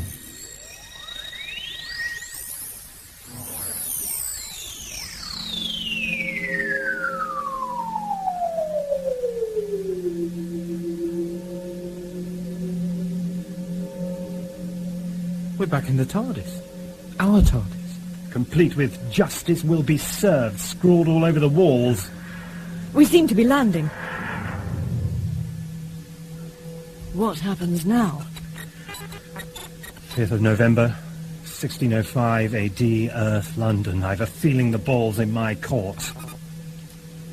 What do you think he meant, Doctor? When he said that perhaps I could help him? I don't know. He wants you to interfere again, Doctor, doesn't he? I rather think so. What did you actually do? I mean, before? I thought I had to make sure Parliament House wasn't blown up. Instead, I was mistaken for Guido Fawkes and in the process distracted Sir Thomas Nevitt from locating a few strategically placed kegs of gunpowder. Boom! History up the spout. Well, how did you break the paradox? Rhea did. I'd broken the laws of time to prevent myself from interfering, but it was to no avail. So I decided to send myself a message back through time. Well, didn't that break any rules? A few.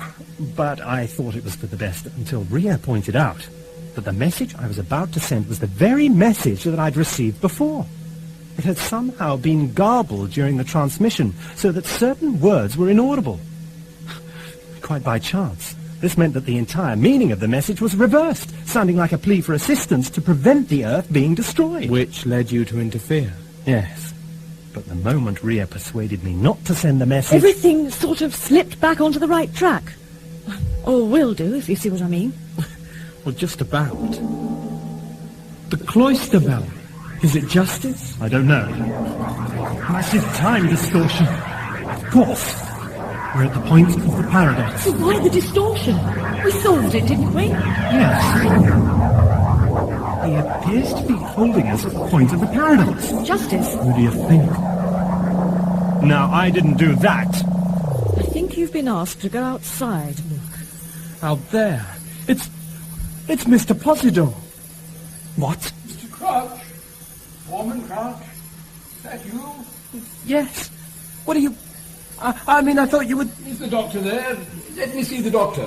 I'm here. Justyce. Do you really think you can fool me again? No, it is me, Posidor. You must come out here. You must interfere with history again. Posidor is dead. Justyce took me out of time and space, just as he did with you. You've got to listen to me, Doctor. And cause the premature destruction of your own race? Yes. Doctor, Justyce has shown me the possible future of Solaris. The Solardans matured into a worthy, beautiful race who do not plunder or subjugate as humankind has done. I have fought the greed and stupidity of my own kind ever since leaving Nematoda. Humanity will learn eventually. But at what cost to universal ecology and civilization? Without humankind to waste and vandalize the galaxies, the Solardans will live to create a benevolent and caring alliance of races. And if I interfere, you and your ancestors will never have existed. I will pay that price. It isn't a decision you or I have the right to make. And what about Truman? That is part of the deal. Deal? You're dealing with history? And your existence, my dear. What do you mean? Truman will survive. Rhea will not die on Gallifrey. She will remain with you, Doctor. Doctor, you... Truman... I can't... No. The web of time! I can't pervert galactic history to... Well, on the basis... Saving me? No, I understand. Oh, I don't want you to understand. You shouldn't even know about your own future. How can I begin to explain? Well, I'm sitting comfortably. I'd be fascinated to hear your wonderfully hypocritical explanation. Asgrim. Then you did save him, didn't you? You did break the laws of time. Oh, he did. although depositing me in a rehabilitation centre wasn't exactly what I'd had in mind for a resurrection. But I'll get out. Sooner than you think. Well, Doctor, your decision?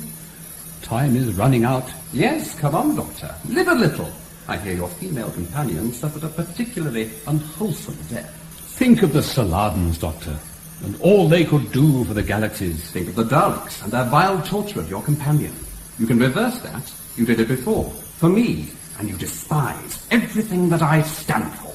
Doctor, but perhaps it is right. With the Time Lords gone, or perhaps it is your responsibility. Step through the doors of the TARDIS. There's still time.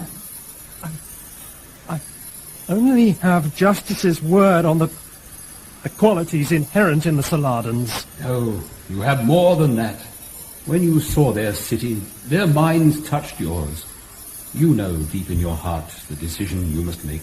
I did feel their serenity, beauty, compassion. Then show compassion for them. Humanity had chance after chance, but...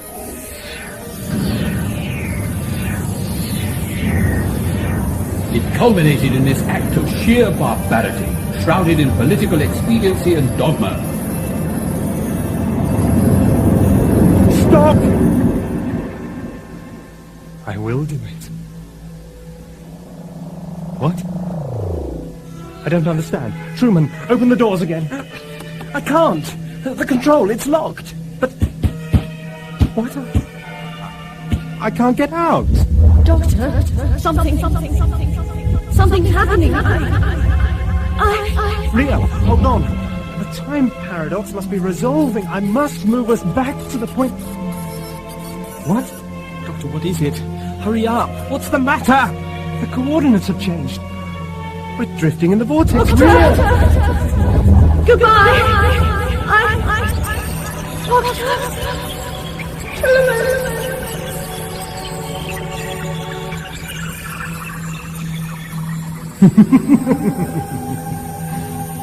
Do you think if it were possible I'd have needed you?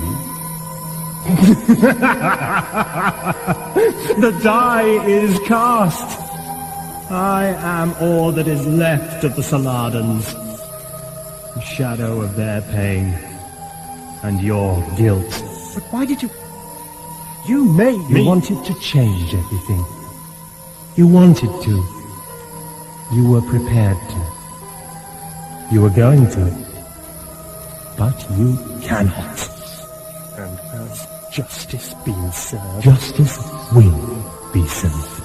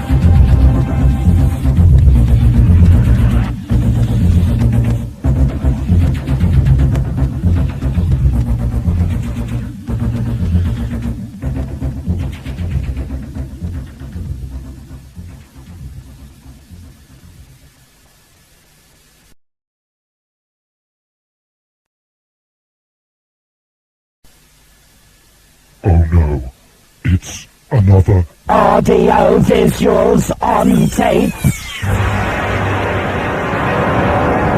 For message, jingly, discordant, metallic, then chord sequence into music. Start on third, Earth will be destroyed. Those words have been written by Alistair Locke, the composer for Subterfuge.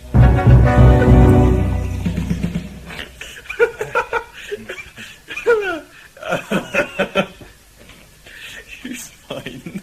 I was at the Space City convention in 1988, and I met Gary there, Russell, the producer, and we were chatting about the plays and how I was interested.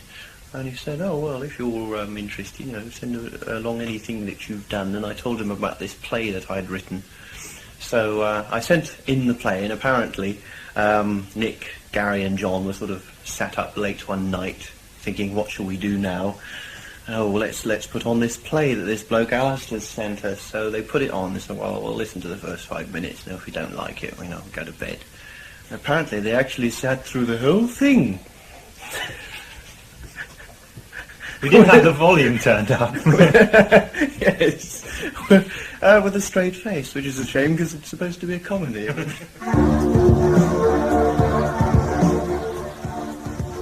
Planet Earth.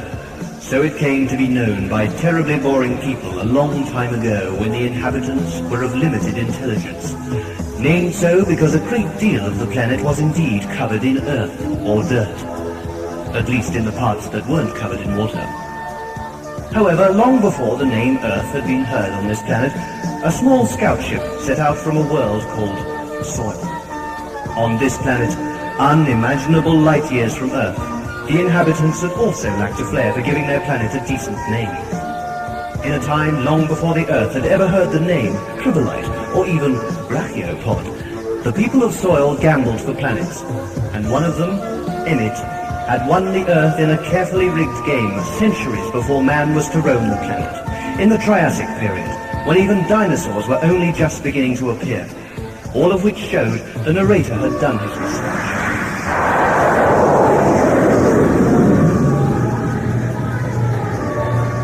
Emmet, we are now in orbit around your new planet.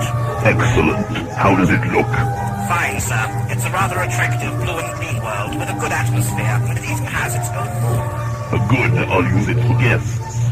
We're going in now for the survey, but our initial scans show the planet to be fine. Remember to leave a backup repeater record on the moon of your report. Yes, sir. Good luck. My crew and I will be with you in 3 yards. Yards? Months. I know, sir, but I was worried they wouldn't understand what you meant. Emmet out.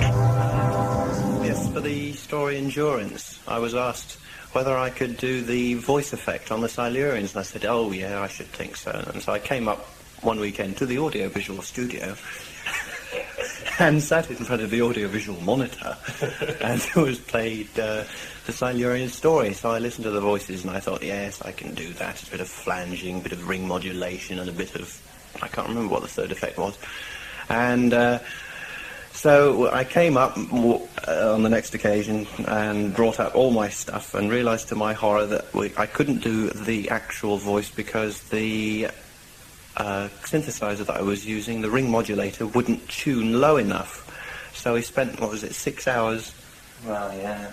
So it was, because we arrived at 2. We arrived at 2. I gave Nick a lift from his house because he's penniless and can't afford to travel on public transport. So I gave him a lift from Lyndhurst to London. And we set up the equipment at 2 when we arrived, and it took us 6 hours to decide on a suitable voice effect for the Silurians, and another 6 hours to actually record them, because we managed to keep a straight face, so it took 6 hours. Oh, no. Oh, sorry. Who is the fairest Silurian of all? Mocha! Mocha! Who can dance the polka? And then suddenly I got asked whether I would do the music for Subterfuge, this massive epic. The only similar sort of stuff you've done before was music for that play that I'd written, and we've heard an extract up earlier. Oh, that's right, yes. So this was quite a big project in comparison with that. Oh gosh, in terms yes. of just the size of it. That's well, yes. Describes, I suppose. Well, this is true. Yes, I'd had a run up with doing the music for my own play and sound effects and so on and so forth. Then I had another crack at the whip when I was asked to do the music for one of the Mythmakers tapes. Victor Pemberton, out now, apparently. I still haven't received my complimentary copy. So I did the music for that. And then straight into Subterfuge. Doctor and Truman's first appearance in the TARDIS. 9876544. Ah, well, I thought the best thing to do would be to have first of all, decide roughly what style of music I'm going to have for any particular sequence. And then decide on a tempo, and get my drum machine to do a click track, and then count the bars. So rather than counting how many seconds a piece is going to last, because psychologically it seems to work better if you think, oh my god, I've got to compose 6.5 minutes, because that's the longest piece of music is 6.5 minutes. Non-stop. Non-stop, yes, without a breath. 6, 7,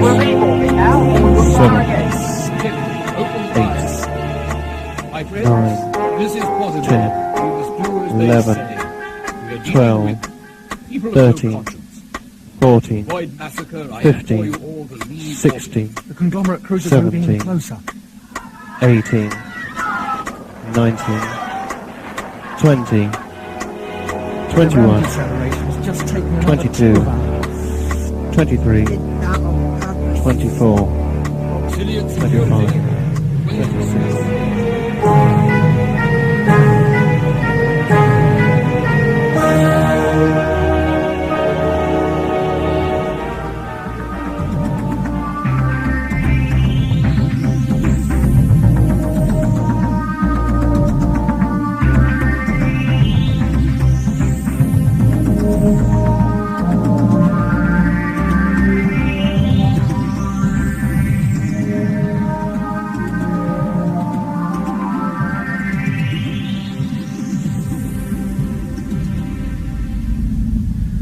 The universe